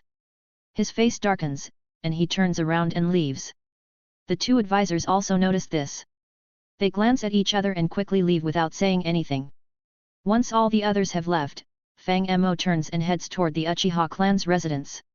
Chapter 119, Steve. Chapter 118. In Fang Mo's plan, Shisui definitely could not be allowed to remain. However, the current timeline was still early. Although there were conflicts between the Uchiha clan and the high-ranking officials in Konoha, Shisui had not awakened the Mangekyo Sharingan. This meant Shisui couldn't harm Fang Mo at present. With this in mind, Fang Mo decided to deal with the Uchiha clan first. Although the Uchiha clan had its share of crazies, Fang Mo was, after all, their ancestor, Uchiha Madara. He believed that with just a few words, they would switch sides and surrender. That's what Fang Mo initially thought. However, it wasn't until he encountered the Uchiha clan's leader, Uchiha Fugaku. Fugaku was a middle-aged man who seemed serious and reserved. Upon receiving relevant information, he stood at the entrance of the Uchiha clan's residence, silently waiting for Fang Mo's arrival. Unlike the reception with Sarutobi Hiruzen, Fugaku didn't summon the elite members of the clan but chose to personally welcome Fang Mo. After meeting Fang Mo, Fugaku didn't say much, only inviting Fang Mo to his home to discuss the recent developments of the Uchiha clan. His proposal sounded reasonable, so Fang Mo naturally agreed. However, once they arrived at Fugaku's home, he suddenly activated his Mangekyo Sharingan, and a cold confrontation ensued with Fang Mo. "You're not Uchiha Madara," Fugaku intently stared at Fang Mo. "Tell me, who are you?" "Oh." Fang Mo raised an eyebrow, maintaining his usual demeanor. "Do you think I'm here to steal your insignificant clan leader position, young brat?" Uchiha Madara would never have such an attitude towards his own clan members. Fugaku stated, "Ever since Uchiha Madara was denied the order to leave Konoha with you, he resented the Uchiha clan. If you were truly Uchiha Madara, you would have killed me on the spot. Back then, I did resent you all because you were my fellow clan members who failed to comprehend the greatness of my ideals." Fang Mo explained, "But things are different now. I have attained the status of a deity, and the Uchiha clan is merely like ants and weeds to me. Would you, resent a weed on the ground? Then allow me to show you the power of a weed," Fugaku declared, rushing towards Fang Mo and slashing at him with a kunai. Fang Mo didn't even bother to dodge. With his current level of defense, traditional weapons in the ninja world couldn't penetrate it. As expected, Fugaku's kunai struck Fang Mo's neck, but it felt like hitting a piece of steel, and the force even made Fugaku's hand go numb. "Hey! Fugaku was startled for a moment but immediately activated his genjutsu, and his Sharingan spun like a windmill. However, before his genjutsu could take effect, Fang Mo vanished from his original position in a flash of black light. Fugaku suddenly felt a chill, instinctively using his body flicker technique to move away from his original spot. However, a terrifying gravity suddenly struck him, causing him to stagger and half-kneel on the ground, and a few dark brown thorns quickly bound him like a rice dumpling. From Fang Mo's charge towards Fugaku to binding him with the thorns, the entire process took less than 10 seconds. Is that all? After dealing with Fugaku, Fang Mo looked at him coldly. You're just a weed, not even worthy of being my warm-up. However, what surprised Fang Mo was that even though Fugaku was bound, he raised his head sharply. You are indeed not Uchiha Madara. Weaklings always find excuses for their failures. Fang Mo said calmly. If you were Uchiha Madara, you would confidently use the Sharingan to counter my genjutsu, Fugaku said directly. Within our Uchiha clan, using genjutsu to defeat the enemy head-on is the perfect way to deal with adversaries. Even Uchiha Madara would not be an exception, but you didn't even use your eyes. Your Sharingan is fake. That's because I possess an even more powerful force. Fang Mo said, and his crimson eyes transformed into purple Rinnegan. This is the eye of a god, even the eternal Mangekyo Sharingan can't compare to 1% of its power. What about your Susanoo? Fugaku asked, if you were really Uchiha Madara, you would remember the second paragraph of the inscription on the stone tablet at the Naka Shrine. Our Uchiha clan's artifact, the Gunbei, fan, is still in your hands. You wouldn't have lost it, right? When you left the Uchiha clan, you left 3 clan precepts behind. Do you still remember them? Hearing Fugaku's words, Fang Mo's expression darkened. Why does this old guy have to go off script like this? Can't say anything. Fugaku stared at Fang Mo intently. You may deceive the others in Konoha, but you can't fool us in the Uchiha clan. Alright, I'll stop pretending. Seeing Fugaku's expression, Fang Mo's demeanor also changed abruptly. Since you already know, I won't continue this act. With that, Fang Mo emitted a white light, transforming back into his original appearance. Yes, I am from the famous Happy World. The dual leader of the troublemaker duo from the Starry Sky planet. Codename Happiness Immortal. I was posing as Uchiha Madara, and this Sharingan is indeed fake. But this broth I drink, ahem, getting off topic. Fang Mo coughed and continued, someone asked me to pass a message to you. Uchiha Madara, that old bastard, is indeed alive, and your Uchiha clan is about to face a big problem. The Hokage of Konoha has prepared a devastating disaster that could wipe out your clan. The blame for this disaster will be placed squarely on the Uchiha clan. At the same time, Danzo is plotting to take your Sharingan. Why should I believe you? Fugaku asked, still puzzled by Fang Mo's sudden shift in demeanor. As you have awakened the Mangekyo Sharingan, you must have read the inscriptions on that stone tablet, right? Fang Mo smiled. When Uchiha Madara read it, he suddenly contracted a terminal illness. He bit off a piece of flesh from Hashirama Senju and kept it in his mouth, allowing himself to be killed by Hashirama. He then used the Izanagi to revive using yin-yang release. Eventually, he escaped to the outside world and transplanted the flesh into his chest, evolving the Rinnegan before dying. Now, he's preparing to overthrow the ninja world. Hearing Fang Mo's words, Fugaku furrowed his brow, deep in thought. Indeed, the stone tablet did record the words, to achieve true peace, the infinite Tsukuyomi must be cast. The infinite Tsukuyomi, a forbidden jutsu, was also related to the powers of the Sharingan. As the clan leader, Fugaku was well aware of this. Considering these 2 points along with Uchiha Madara's past behavior, it was possible he would take such actions. So he seeks revenge? He wants to personally destroy the Uchiha clan. Fugaku couldn't help but ask. He doesn't want to destroy the Uchiha clan. He wants to fulfill the last line of the Naka Shrine inscription, Fang Mo clarified. This last line can only be seen when the Rinnegan evolves from the Sharingan, combining the powers of yin and yang. The Rinnegan. Fugaku was taken aback. The legendary eyes that were bestowed with the power of the 6 paths, the eyes that created the ninja world. Fang Mo said, activating his Rinnegan. They look like this. And how do you know all this? Fugaku looked at Fang Mo in disbelief. Your eyes should be fake, right? Also, what exactly does the last line of the Naka Shrine inscription say? Oh, it's like this. Fang Mo didn't hide anything and proceeded to explain the history of the Otsutsuki clan, as well as their family drama, to Fugaku. After listening, Fugaku was deeply shocked. So you mean, someone wants to destroy the entire world and then resurrect a woman named Kagaya Otsutsuki? Fugaku was trying to digest what Fang Mo said. Uchiha Madara was just being used, and he used two people named Nagato and Obito, planning to use the Edo Tensei to resurrect himself? And this Obito guy is planning to make the Nine Tails go berserk to frame the Uchiha clan, while Danzo is also scheming to take our Sharingan. As I said before, seeing Fugaku's confused expression, Fang Mo couldn't help but laugh. I was pretending to be Uchiha Madara, and this Sharingan is fake. But my Sharingan is fake, and I definitely won't die. You are real, so don't think about surviving. My mission is complete, I won't disturb you, and I'm leaving, haha. Wait, you can't leave. Hearing this, Fugaku hurriedly shouted.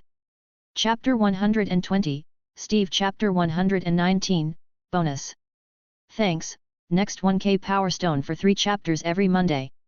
Wait, you can't leave. Uchiha Fugaku hurriedly called out when he saw Fang Mo about to depart. Ah, clan head, you're here.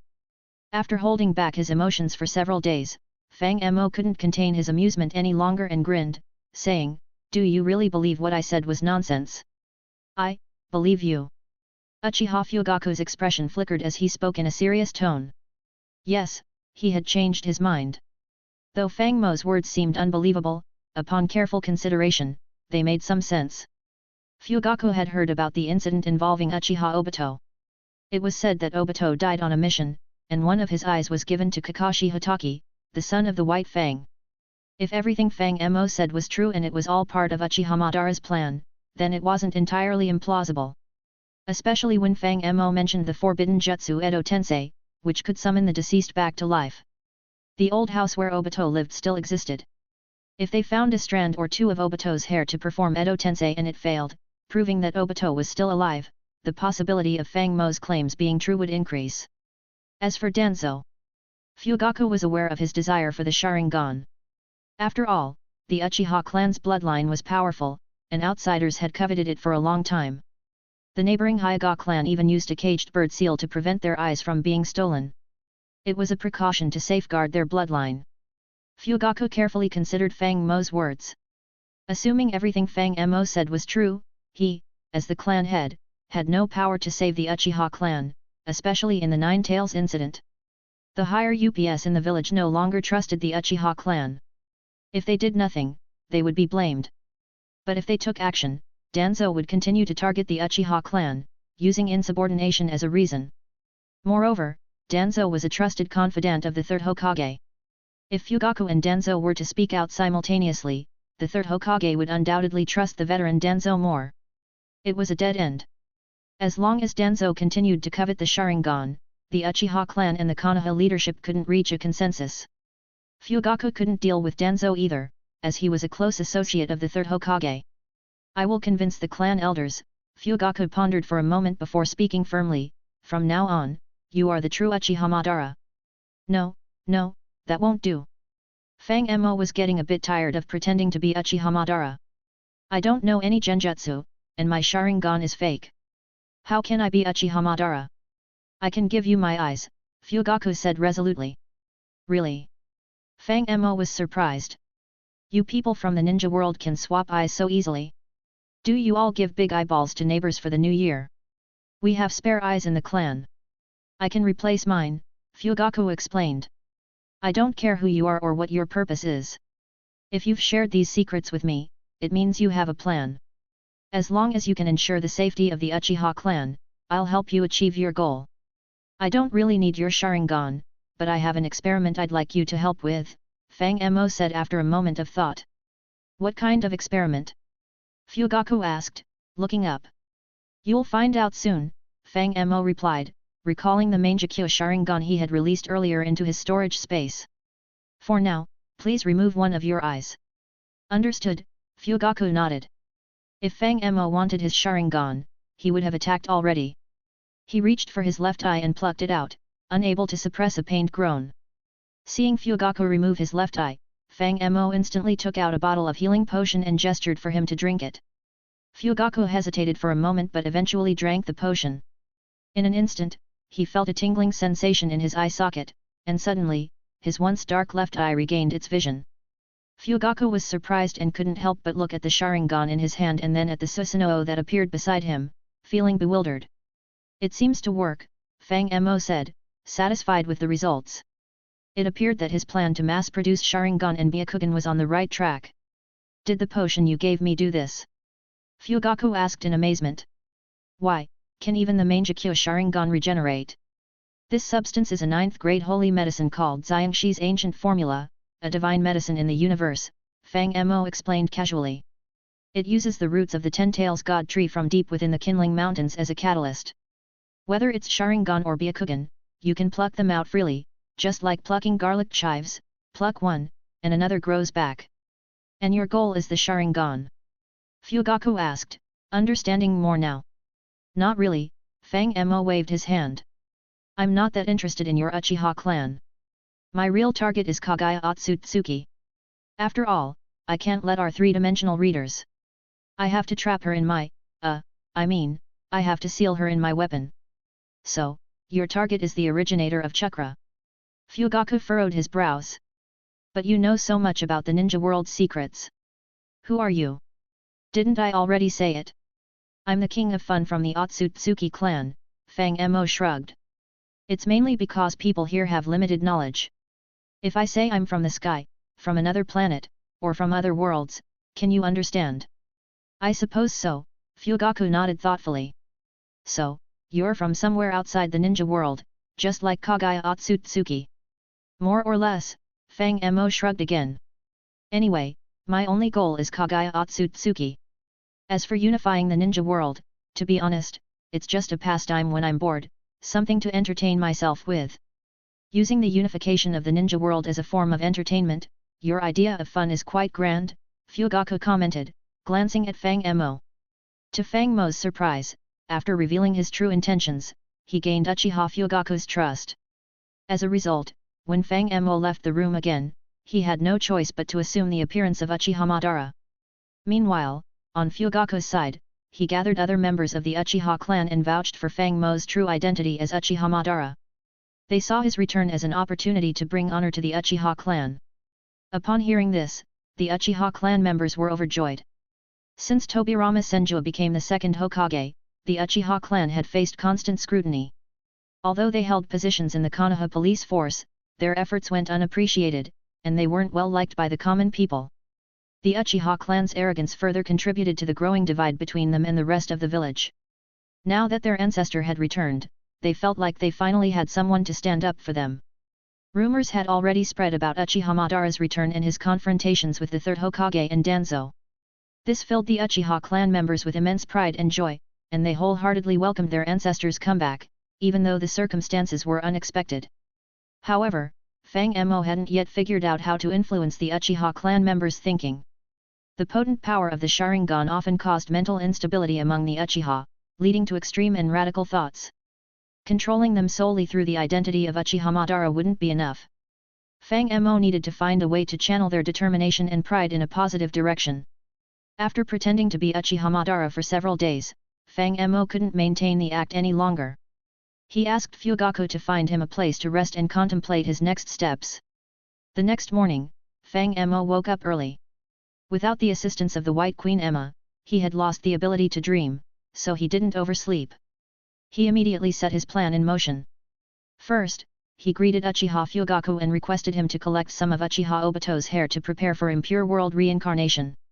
Fugaku recognized this as an opportunity to verify Fang Mo's intentions and promptly began working on the task. After sending Fugaku on his way, Fang Mo left the Uchiha clan's residence and casually inquired on the streets before heading to the Uzumaki household. He knocked on the door, and soon, a voice came from inside. However, the person who opened the door was not Minato but a red-haired girl. "Are you looking for Minato?" The red-haired girl, Kushina Uzumaki, was surprised to see Uchiha Madara at the door. Before Fang Mo could speak, Minato rushed out. "Madara-senpai," Hashirama said, calmly pulling Kushina behind him.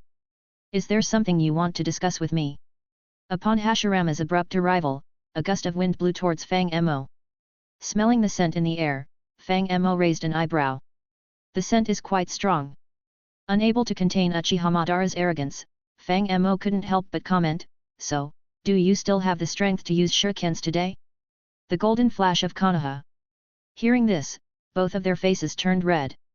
Chapter 121, Steve Chapter 120. Humph, humph, humph, the Jinchuriki of the Uzumaki clan aren't that easy to subdue.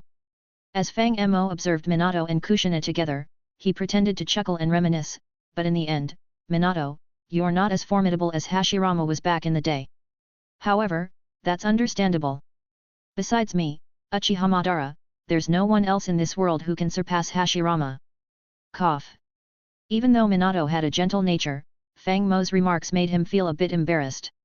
Not to mention, Kushina was pinching him from behind, and he couldn't bear it any longer. So, he quickly redirected the conversation to a more appropriate topic.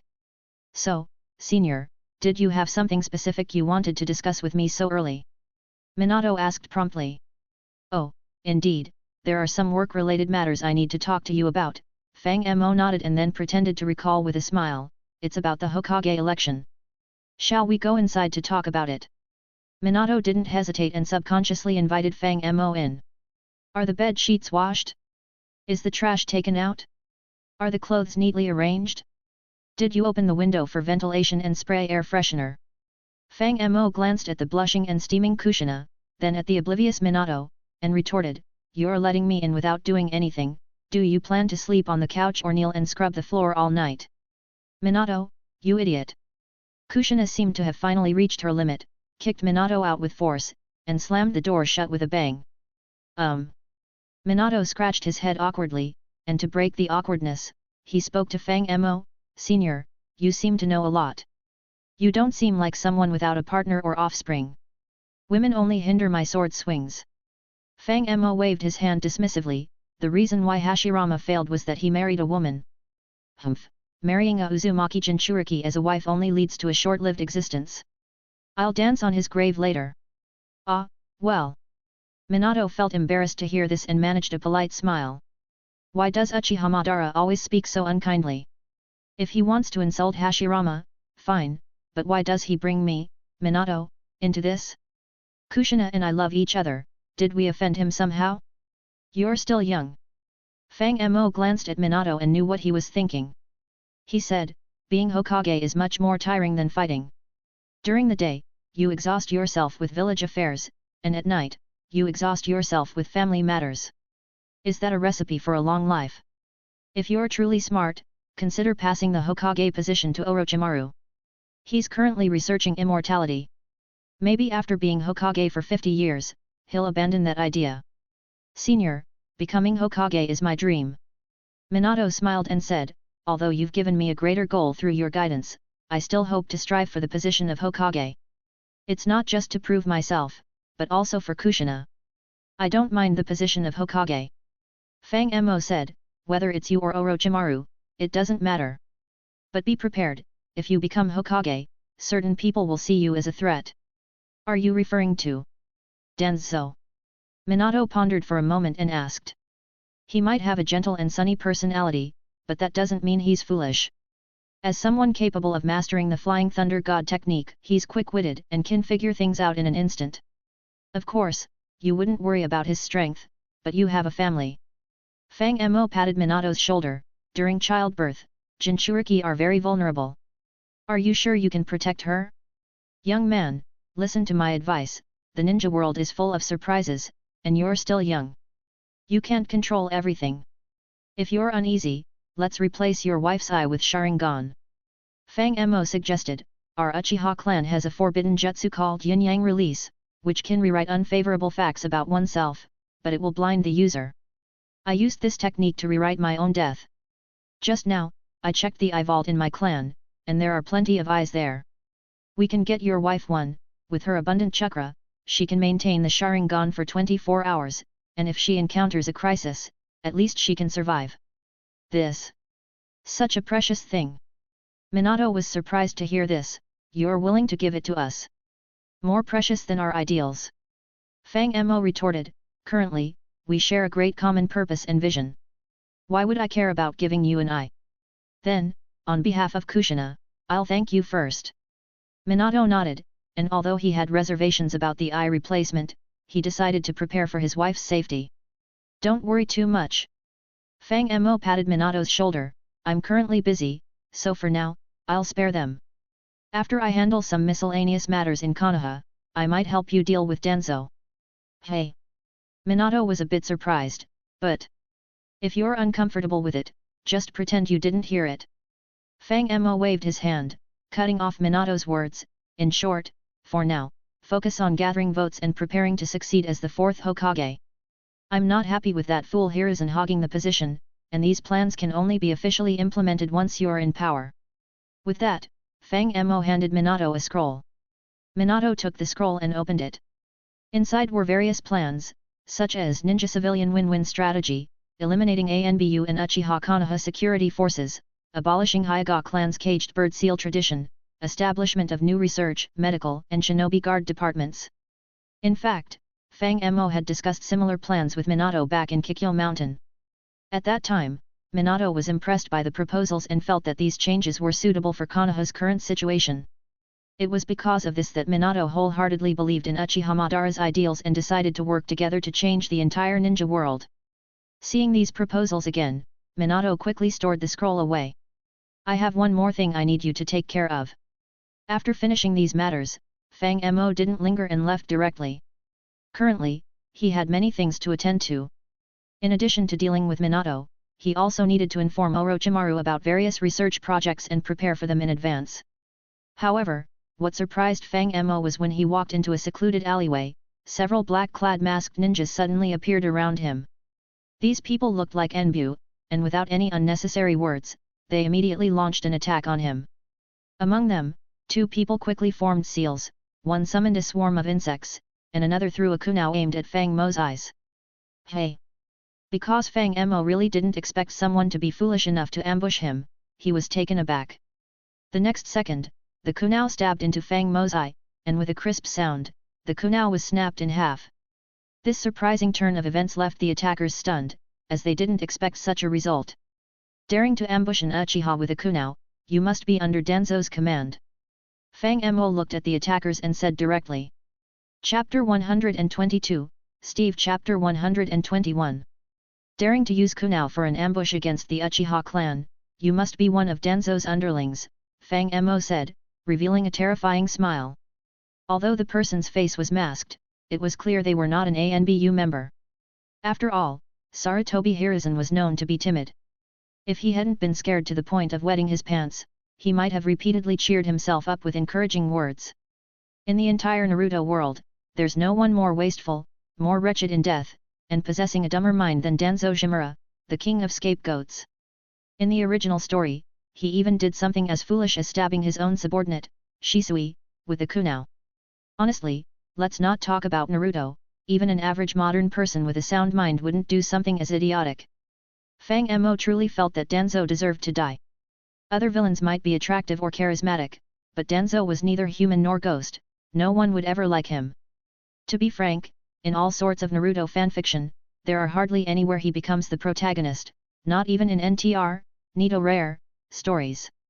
Take a moment to think about just how unpopular he is. Even the Fourth Hokage is more popular than him. Fire style, fire. While Fang Mo was speaking, the nearby ninja had also finished forming hand seals, preparing to unleash their ninjutsu. But before the ninja could breathe out the flames, they suddenly felt a coolness on their neck. In the next second, they saw Fang Mo grabbing their hair. The crematorium just called me, asking how well done you want your mom. The ninja using fire style was taken aback. However, before they could make sense of the situation, an unprecedented feeling of weakness swept through their brain, and their consciousness fell into darkness. After dealing with the fire style ninja, Fang Mo once again used his body flicker technique. In a dark flash, he appeared in front of another ninja who had just finished forming hand seals, preparing to use wind style, wind style. The wind is quite noisy today. Seeing this, Fang Mo smiled and, in the next second, clenched his 5 fingers into a knife shape, piercing through the opponent's mask and stabbing into their mouth.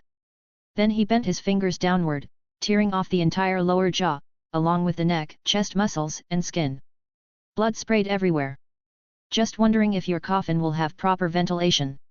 As he spoke, Fang Mo casually threw the corpse to the side. The two remaining ninjas observed the scene and fell silent for a moment. It seemed that the opponent was a skilled warrior cultivated by root, someone similar to a dead man, fearless of death. After a brief pause, he continued his assault on Fang Mo.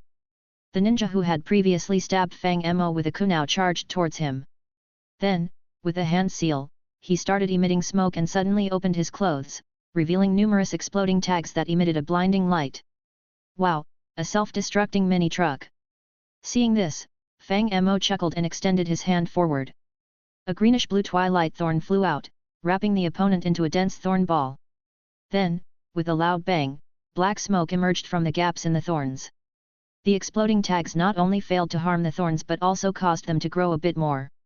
All right, it's your turn now. After dealing with the three root shinobi, Fang Mo turned his attention to the nearby root shinobi controlling insects.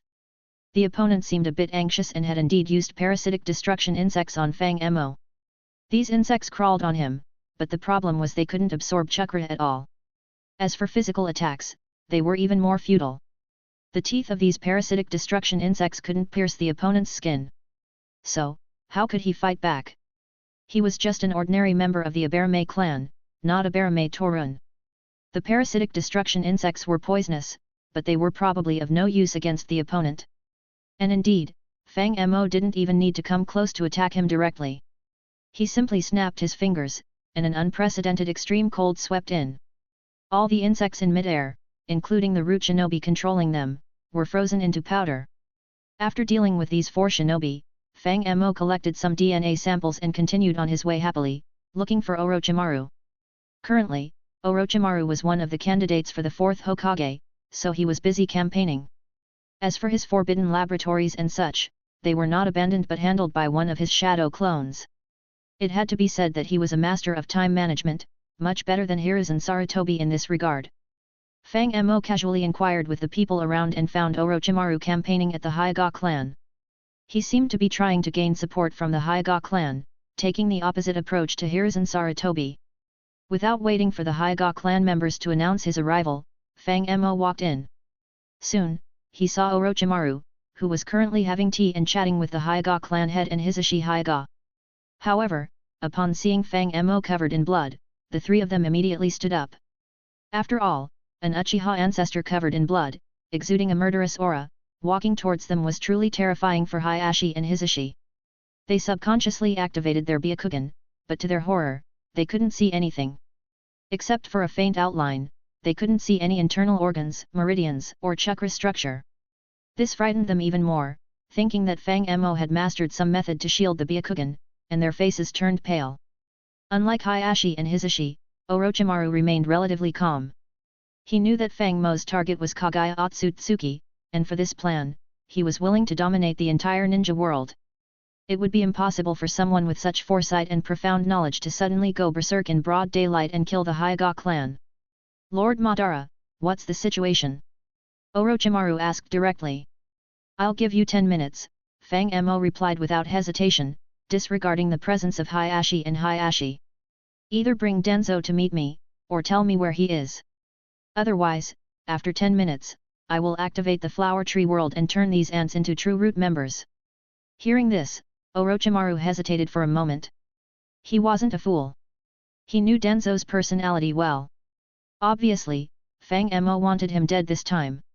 The flower tree world was just a pretext, and this was probably a message to be conveyed to Hiruzen Sarutobi. Indeed, Orochimaru, with his high intelligence, tended to overanalyze situations. According to his thinking, Fang Mo had probably realized that Danzo was becoming an unstable factor.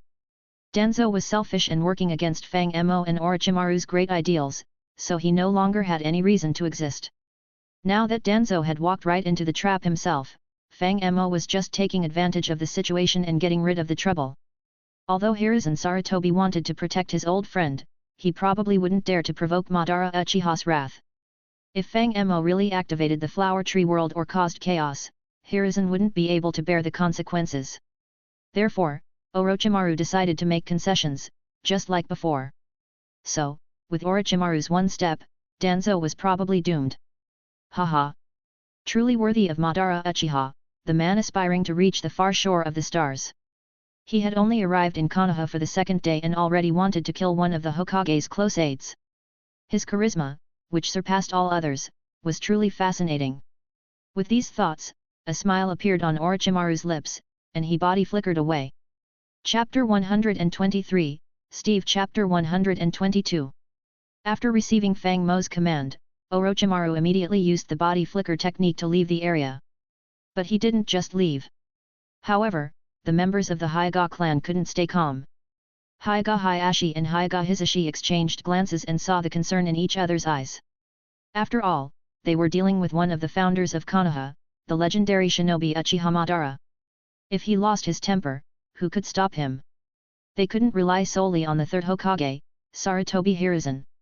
To be honest, the Hyuga clan was also a prestigious shinobi clan in Konoha. They had witnessed the third Hokage's leadership over the years, and if he had even a fraction of the courage and vision of the first and second Hokage, the rumors wouldn't have driven the White Fang to commit suicide. Hiruzen Sarutobi spoke about peace, but it was just a cover for his own weakness. If Uchiha Madara really went berserk, would Hiruzen dare to confront him? Clearly, he wouldn't dare. And then he would claim that he was doing it for the sake of Konoha and peace. In truth, while Konoha was a shinobi village, every clan had its own thoughts and interests. Apart from the Inoshikacho trio who were loyal to the Hokage, other clans had their own agendas. Over the years, everyone knew what kind of person the third Hokage was, and the Hyuga clan was no exception. That's why they were having tea with Orochimaru to discuss the Hokage election, right? It was evident that they were taking sides. To be honest, Hyuga Hayashi had noticed Hiruzen Sarutobi's weakness long ago. He lacked the strength of Hashirama Senju and the courage and foresight of Tobirama Senju. So, he had decided to take sides now. It would be best to let Orochimaru become the Hokage as soon as possible and seek protection for their Hyuga clan. Otherwise, if something happened one day, Hiruzen Sarutobi would sacrifice anyone, including the Hyuga clan, using peace as an excuse. However, they didn't expect that even before Orochimaru became the Hokage, his lover, Shimura Danzo, would cause trouble by attacking Uchiha Madara, the god of the shinobi world. Now, Uchiha Madara was waiting in the Hyuga clan's territory for news. If anything went wrong, the first to suffer would be the Hyuga clan, and they wouldn't escape even a single member. Thinking about this, Hyuga Hayashi couldn't help but resent Danzo. Why did he have to provoke him of all people? Hyuga Hayashi was indeed anxious. He didn't want the fate of the Hyuga clan to be ruined because of him. But at this moment, his younger brother, Hyuga Hisashi, came up with an idea. "Brother, do you remember Chiki?" Hyuga Hisashi whispered, "I heard that Uchiha Madara seems to like that girl. Why not bring her here, at least it can delay things a bit. We can't let the Hyuga clan be destroyed without any reason, right?" Chiki. Hyuga Hisashi did remember that name. He had heard it mentioned by some members of the branch family during the battle at Kikyo Mountain. Uchiha Madara had some interaction with the girl, not only guiding her in her taijutsu but also eating together. It seemed like he had some affection for her. It had long been rumored that Uchiha Madara had never had any descendants of his own. Could it be because of his old age that he was now fond of children? Thinking of this, Hyuga Hayashi nodded, "Let's give it a try then. Bring Chiki here as soon as possible. We need to find a way to gauge Uchiha Madara's intentions. If he is truly only targeting Danzo, we might be able to help." "Brother, are you sure about this?" Hyuga Hisashi looked surprised as he glanced at Hyuga Hayashi. "Danzo is a close confidant of the third Hokage. If you do this, the fourth Hokage is about to take over." Hyuga Hayashi clenched his teeth, seeming to have made up his mind. "Right now, it's Danzo who is digging his own grave. We're just trying to protect ourselves. We know Hiruzen Sarutobi's character well, he won't attack us for the sake of the village. Once the fourth Hokage takes over, we'll be safe." "Well, okay." Hyuga Hisashi nodded at Hyuga Hayashi's words and then sent someone to find Chiki. Since this place was the Hyuga clan's residence, Chiki quickly arrived there running. "Hey!" Of course, Fang Mo noticed Chiki's arrival and immediately realized that the Hyuga clan was quite clever. They were more sensible than the Uchiha clan, and they probably wanted to gauge his intentions and see if they could join his side. Seeing Fang Mo covered in blood, Chiki hesitated for a moment, then subconsciously said, "No, the clan head didn't order me to come. So you accidentally ran into me." Fang Mo glanced at Chiki and almost burst out laughing. "You were running on the playground outside, and you happened to see me here, so you came to say hello." "Ah, yes." Chiki nodded quickly. Forget it. As the first child he encountered in this world, Fang Mo was quite kind to her. He patted her little head directly. Children shouldn't get involved in such matters. "Let Hyuga Hayashi come and talk to me." Hyuga Hayashi. Seeing Chiki hesitating, Fang Mo directly called out to Hyuga Hayashi. As a result, in the next moment, Hyuga Hayashi appeared in front of Fang Mo with the body flicker technique and respectfully bowed. "Uchiha Madara, the Hyuga clan has no intention of offending you. How much do you know about Root?" Fang Mo looked at Hyuga Hayashi and asked directly. "It's said to be a training base for the ANBU Black Ops." Hyuga Hisashi replied, "But from what I know, the inside of Root is extremely dark. They need to undergo training to erase their own existence. To keep the secrets, they even have to bear a cursed seal. Danzo once approached me in the name of the Third Hokage and asked for people, claiming that Root was the darkness of Konoha, an organization that would sacrifice everything to protect the village in the shadows. But I suspect Danzo is only interested in the Byakugan. If you want to take action against Danzo, the Hyuga clan is willing to help you find his hiding place. With the Byakugan watching, he won't escape." "You're quite flattering." Fang Mo looked at Hyuga Hayashi and teased, "After all, I am an Uchiha. Back then, Tobirama Senju conspired against my clan. Now that I control Konoha, aren't you afraid that your Hyuga clan will suffer the same fate as my Uchiha clan back then?" "I believe you won't do that." Hyuga Hayashi immediately replied. By now, he had already taken the side of the Hyuga clan. Instead of hesitating and being submissive, it was better to be firm in his position. Maybe he could gain the trust of Uchiha Madara. So, it all came down to making decisions. It was clear that Hyuga Hayashi, as the clan head, had a keen eye. Otherwise, why would the Hyuga clan be flourishing while the Uchiha clan was nearly exterminated? So sometimes, the decisions of a clan head were crucial. The Hyuga clan sought support, while the Uchiha clan sought their own doom. "I'll stand up for your Hyuga clan in the future." Fang Mo smiled and said, "Anyway, go find Danzo's hideout for me. Don't let a single one of them escape." "Yes, Uchiha Lord." Hyuga Hayashi nodded and then left the place with the body flicker technique. After that, the entire Hyuga clan began to move. Both the main branch and the branch family's elites started searching throughout the village using their Byakugan. Other shinobi clans couldn't sit still when they saw the Hyuga clan suddenly taking action. They thought something big had happened, and after inquiring through their own networks, they realized the seriousness of the situation. The Hyuga clan seemed to have taken sides already. As the news spread, even the Uchiha clan, as Konoha's police force, soon received the information. They were shocked to learn that Danzo had dared to assassinate their ancestor, Uchiha Madara. The Uchiha clan members were all mad with anger. How could they tolerate this? They would kill Danzo and anyone who stood in their way. So countless members of the Uchiha clan activated their Sharingan to search for any information related to Root. Now both the Hyuga and Uchiha clans were taking sides. Soon, other shinobi clans like the Inyazuka clan, the Abarame clan, and others couldn't sit idly either. Even the Shimura and Sarutobi clans heard about this matter. Keep in mind, this was all happening in broad daylight. As a result, there were already Root operatives reporting this matter to Sarutobi Hiruzen.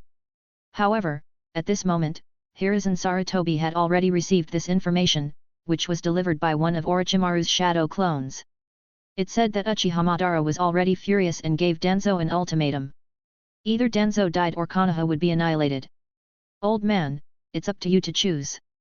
Hearing this, Hiruzen Sarutobi was also in a panic. After all, Shimura Danzo was his old friend. They had been close friends for a long time, and Hiruzen had heard some rumors about Danzo hiding things from him. But he had turned a blind eye to it and was willing to compromise, considering it a way of maintaining peace. However, now, this was clearly not something that could be solved with compromises.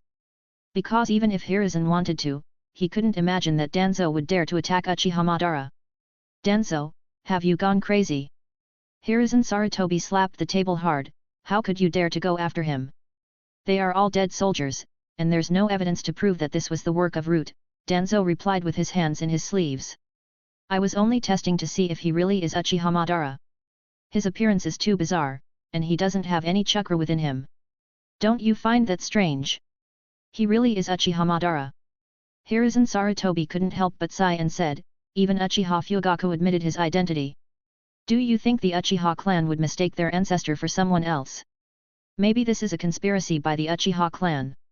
Just based on his words, it's not enough to prove anything. Danzo snorted and said, I just wanted to test if he's really Uchiha Madara. After all, his appearance is too mysterious, and he lacks chakra. Aren't you curious? Both Orochimaru and Jiraiya confirmed that he is Uchiha Madara. Hiruzen Sarutobi stared at Danzo and said, if that's not enough. Jiraiya recently went to Miyaboka Mountain.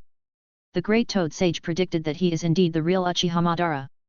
Jiraiya came with hope, but if we act recklessly, the fires of the apocalypse will burn the last leaf of Konoha. Chapter 124, Steve Chapter 123. The Great Toad Sage also predicted that he is real. Upon hearing this, Danzo was visibly taken aback and said, is it true? Why didn't you tell me this important information earlier? I've been busy dealing with the new Hokage election ballots. Hiruzen Sarutobi couldn't help but exclaim, who could have imagined that you would go to such lengths to confront Uchiha Madara? In that case, things have become complicated. Danzo's expression turned serious. It doesn't matter, even if he is Uchiha Madara, he wouldn't dare to challenge the entire village. As long as you, as the Hokage, make a statement and unite the various shinobi clans. Danzo, let's not dwell on this. Hiruzen took a deep breath. Now, the village is filled with Uchiha clan members. Are they planning a rebellion? Danzo hesitated for a moment, then immediately said, Hiruzen, I always said they were unstable elements. Tobirama-sensei was right, shinobi who aren't loyal to the village should. Enough. Hiruzen rubbed his temples. You escape while you can, before Madara discovers your whereabouts. What? Danzo was shocked by this suggestion and looked at Hiruzen incredulously. We can't afford any more sacrifices for the village. Hiruzen firmly closed his eyes. The only thing I can do is to stall as much as possible, but he's Uchiha Madara, Danzo. Just this once, listen to my advice. Hiruzen. Danzo's expression turned cold. Don't think that by constantly claiming you're doing it for the village, I'll believe you. Do you want me to reveal your dark secrets? How did White Fang die? What were you doing when the Land of Waves was attacked? How did you treat the Senju clan after Tobirama-sensei's death?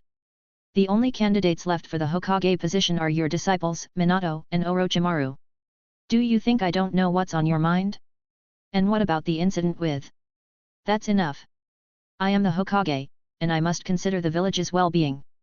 Hiruzen also seemed a bit angry, cutting off Danzo's words. He had kindly warned him to escape, but Danzo turned around and blamed him. It's natural to feel a bit irritated. You will regret this. Danzo looked coldly at Hiruzen, then turned to leave. However, when he opened the door, he saw Uchiha Madara standing outside, looking at him with a cold and indifferent expression, as if he were looking at a dead man.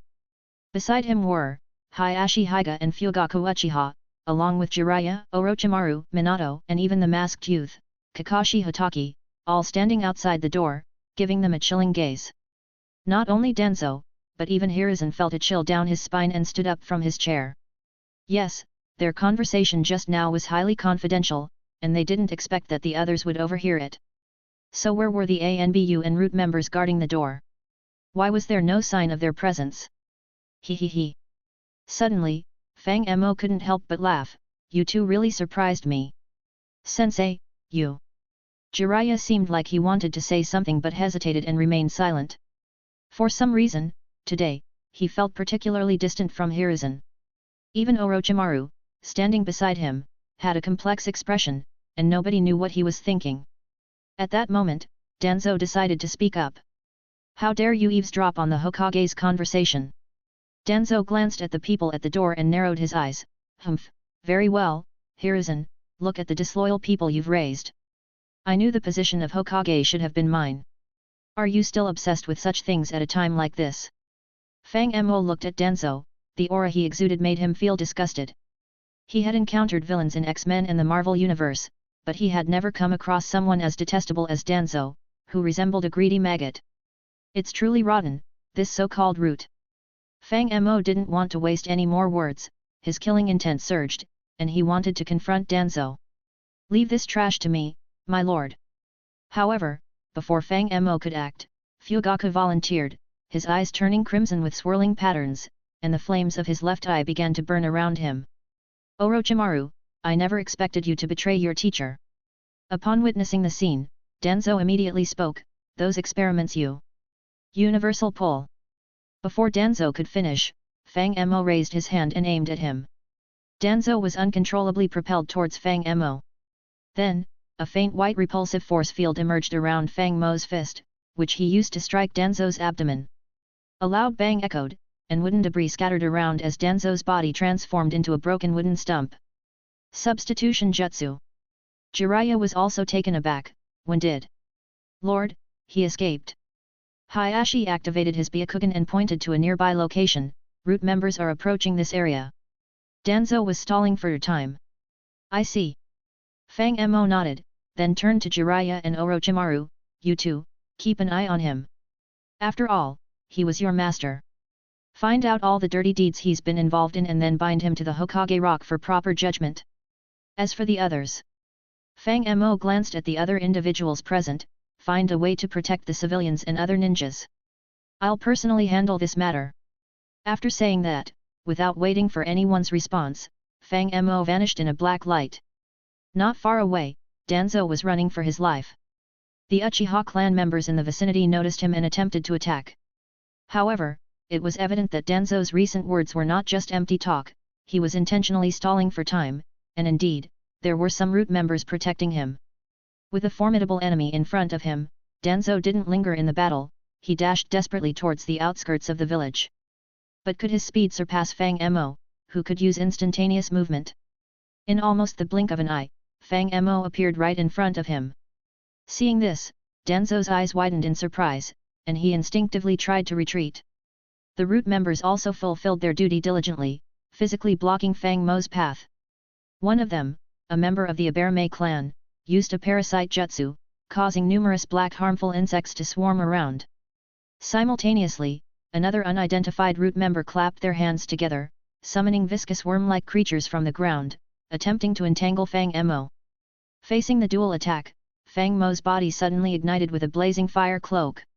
Whether they were the harmful insects or the summoned creatures, the moment they touched Fang Mo's body, they were instantly incinerated. Then, Fang Mo extended his hand forward, directly grabbing the head of the Aberme clan member. In an instant, he activated his repulsive force field, causing the Aberme member's head to explode, leaving a lifeless body on the ground. Countless black bugs flowed out from the corpse's neck. As for the other unidentified member, Fang Mo's fist struck their chest. The flaming fist burned through heart and lungs, turning the ninja into charred remains. However, just at that moment, Danzo completed his hand seals. Wind release, vacuum great sphere. A visible white wind sphere shot out from Danzo's mouth. Without a word, Fang Mo's fist, surrounded by a faint white light, struck forward. With a loud explosion, the vacuum great sphere was shattered, and violent air currents swept around. Danzo hastily retreated while tossing wind-enchanted shurikens, ninja art, shuriken shadow clone jutsu. The two jutsus worked in tandem, and countless shurikens flew towards Fang Mo. However, Fang Mo activated Shinra Tensei, and a half-sphere force field burst out from him, repelling the root members and the shurikens. Seeing Uchiha Madara charging towards him like the death itself, Danzo panicked. His strength was not weak, but compared to his teacher, Tobirama-sensei, he was definitely inferior. Madara was a monster even Hashirama couldn't defeat, so how could he win against him? With this thought, Danzo bit his finger and slammed his hand on the ground. Summoning Jutsu. A giant orange Baku appeared before Danzo, emitting a strange cry. Entangle him. Danzo commanded Baku, then turned around and ran again. At this moment, the summoned creature didn't fully realize the seriousness of the situation. It turned its head to look at Fang Mo and blew out a large amount of airwaves. However, Fang Mo was done playing with Danzo. He didn't use his full power before because of the presence of the Uchiha clan members, but now that they had left, he raised his hand and began unleashing his ultimate move. Reverse, Universal Push. Suddenly, Fang Mo calmly declared. Danzo didn't even bother to turn around, he knew this jutsu would erupt from Fang Mo. He believed he was far enough away not to be harmed. However, in the next second, Danzo sensed something was wrong. The force field didn't erupt from Fang Mo, instead, it was rushing towards Danzo from a distance. Danzo's face changed drastically as he quickly looked around. He realized a half-circle pale white force field was converging, covering the entire street and rapidly contracting. It was not expanding, it was crazily compressing everything inside. Countless rocks, debris, sand, and even the air, ninja tools, and the root members were all being squeezed toward the center. Danzo didn't have time to react, and suddenly, a tremendous force hit him hard.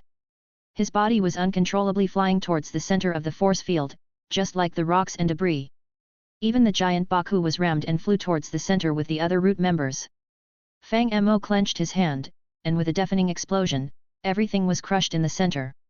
Countless blood and minced meat sprayed out like fountains, even staining the nearby Hokage rock crimson.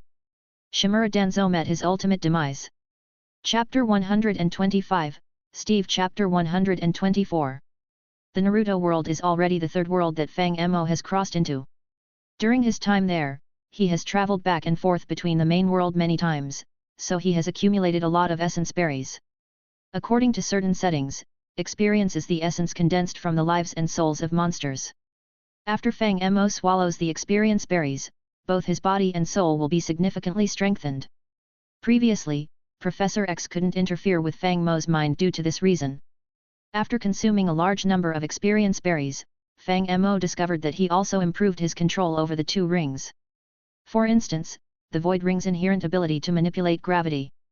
He can not only release Shinra Tensei, Bansho Tenin, Chibaku Tensei, or use a mini-repulsive field to envelop his fist, but he can also perform reverse deduction, using the force field to violently compress everything towards a single point. This may seem similar to Chibaku Tensei, but the actual principle is more like a reverse version of Shinra Tensei. With this ability, Fang Mo easily killed Danzo and the members of Root, turning them into a gruesome spectacle. As mentioned earlier, the recent battle at Mount Kikyo has just ended. Uchiha Shisui hasn't activated his Mangekyo Sharingan during this time, and due to Fang Mo's influence, Orochimaru is now wary of Danzo. To sum it up, Danzo doesn't possess the Sharingan needed to activate Izanagi, so he is genuinely dead now. With Danzo's death, the entire Root organization has crumbled. Normally, if someone else caused such chaos, Hiruzen Sarutobi would certainly disapprove. However, the issue is that Fang Mo's displayed power is incredibly terrifying, almost godlike. Moreover, everyone overheard their previous conversation, and currently, Hiruzen Sarutobi can't even protect himself. In reality, many people had their suspicions, but it was not confirmed until Danzo explicitly explained it. The truth laid bare all the speculations. Firstly, there's the matter of the Fourth Hokage. During the previous Ninja World War, White Fang's personal strength was outstanding, and he had the potential to become the Fourth Hokage. And although Nawake was still a child, he was Orochimaru's disciple and Tsunade's younger brother, and he had the entire Senju clan supporting him. He was also striving to become a Hokage. Regardless of who becomes the Hokage, Hiruzen Sarutobi couldn't control them. As a result of some political scheming, both of them died under mysterious circumstances. Alongside them, the entire Senju clan vanished during the war, as if they were wiped out. Furthermore, there's the issue of the Uzumaki clan's destruction. It can be said that before his death, Danzo did one good thing: he managed to help Hiruzen offend and alienate everyone in Konoha. The Uchiha clan had long held grudges against the higher UPS in Konoha. Minato's wife was a survivor of the Uzumaki clan. Orochimaru, Jiraiya, and even the Hyuga clan were aware of the dirty dealings involving Hiruzen Sarutobi. Currently, it felt like everyone had been betrayed by Hiruzen. When Fang Mo returned to the Hokage's office again, the once powerful figure of the Hokage seemed to have aged over 10 years in an instant. His straight back now bent, and his face filled with bitterness and self-blame. "Prepare some paper and a pen." Without saying much, Hiruzen Sarutobi let out a long sigh and sat back on his chair, feeling defeated. "I will immediately resign and no longer interfere with the position of the Fourth Hokage. You can choose among yourselves." "Just resign?" Is that all you're doing? Fang Mo smiled, and he didn't have much fondness for this influential figure of the ninja world. You've been benefiting the Sarutobi clan all these years, haven't you? Madara-sama. Hiruzen Sarutobi glanced at Fang Mo, speaking as if addressing him but also the others present. What do you want to do with me? If killing me can let you vent your anger and forgive Konoha, you can take my life. I despise politicians like you, who are dirty but pretend to be righteous. Fang Mo furrowed his brows, not expecting that even at the brink of death, Hiruzen Sarutobi would still try to whitewash himself. Fang Mo was just getting started with his plan, and destroying Konoha was not a part of it, and now he was being falsely accused. It seemed that this guy had done such things before. Don't worry, I won't kill you. Fang Mo looked at Hiruzen Sarutobi and said with a smile, I won't let anyone harm you either, but I will expose all the things you and Danzo have done over the years to everyone in the village. Every ninja and civilian will know about your great achievements. You. Hearing this, Hiruzen Sarutobi's expression finally changed. Public opinion is a weapon that kills without drawing blood. As the Hokage, you should know this, right? Fang Mo smiled and looked at Hiruzen Sarutobi. Back then, didn't you stab White Fang to death like this? Now it's your turn, young Sarutobi. Those were all orchestrated by Danzo. I had no idea. Sarutobi Hiruzen anxiously tried to shift blame. Uchiha Madara. How long has it been since you stayed in Konoha? Don't falsely accuse others. Accuse? What accusations? Fang Mo chuckled and spread his hands. We were just outside the door when we overheard Danzo saying that you were involved in those shady activities. Hiruzen's face turned red, and veins popped on his forehead. But just as he was about to defend himself, Uchiha Madara suddenly burst into laughter. Ha ha ha, getting desperate, hey. While laughing, Fang Mo pointed at Hiruzen nearby, intentionally saying to others, looks like something hit his nerve. He's unraveling. Uchiha Madara. Hiruzen trembled uncontrollably. Look at him, so impatient, like a tantrum-prone child. Fang Mo sneered at him and added, amusing. Ah! Hiruzen couldn't hold back any longer and rushed toward Fang Mo. Yet, Hiruzen didn't even touch Fang Mo's clothes. A powerful force pressed him to the ground, and before he could react, countless vines wrapped around his body. At the same time, Hyuga Hayashi charged in and used Gentle Fist to seal his chakra points. At this point, Hiruzen had completely lost his ability to resist. The farce caused by Danzo had finally come to an end in this manner. Perhaps due to witnessing Danzo's gruesome death or understanding that Hiruzen's influence had waned, Hokage advisors decided not to intervene. They simply submitted their resignations to Orochimaru the next day, citing their old age and a desire to step back from village affairs. After witnessing Uchiha Madara easily dispatching Danzo, the transfer of power within Konoha unexpectedly went smoothly. The different clans swiftly aligned, with many ninja supporting Orochimaru, while the Inuzuka, Abarame, and Yamanaka clans, along with civilian ninja, leaned more towards Minato. However, at the last moment, Orochimaru chose to withdraw, surprising everyone. Thus, Minato smoothly assumed the position of the Fourth Hokage. His first act in office was to announce numerous new policies. Additionally, according to Fang Mo's wishes, he exposed Hiruzen's crimes and presented ample evidence. The entire Konoha seemed ready to explode in an instant. After all, at times, commoners were easy to deceive. Previously, White Fang had been driven to death by rumors and gossip, but now, in an instant, he had been vindicated. The Hotaki clan's glory was restored. However, after realizing they had been deceived, the anger of the commoners shifted toward the Sarutobi clan. Normally, the Konoha security force would have suppressed their actions, but the new policies included dissolving the Uchiha clan's role in the Konoha security force. This was unexpected, and the Uchiha were currently quarreling with each other at the moment, leaving no time to deal with the civilians. Soon, the Sarutobi clan was subjected to widespread condemnation, even prompting some members of the other clans to express their anger. Unfortunately, Tsunade had already left the village.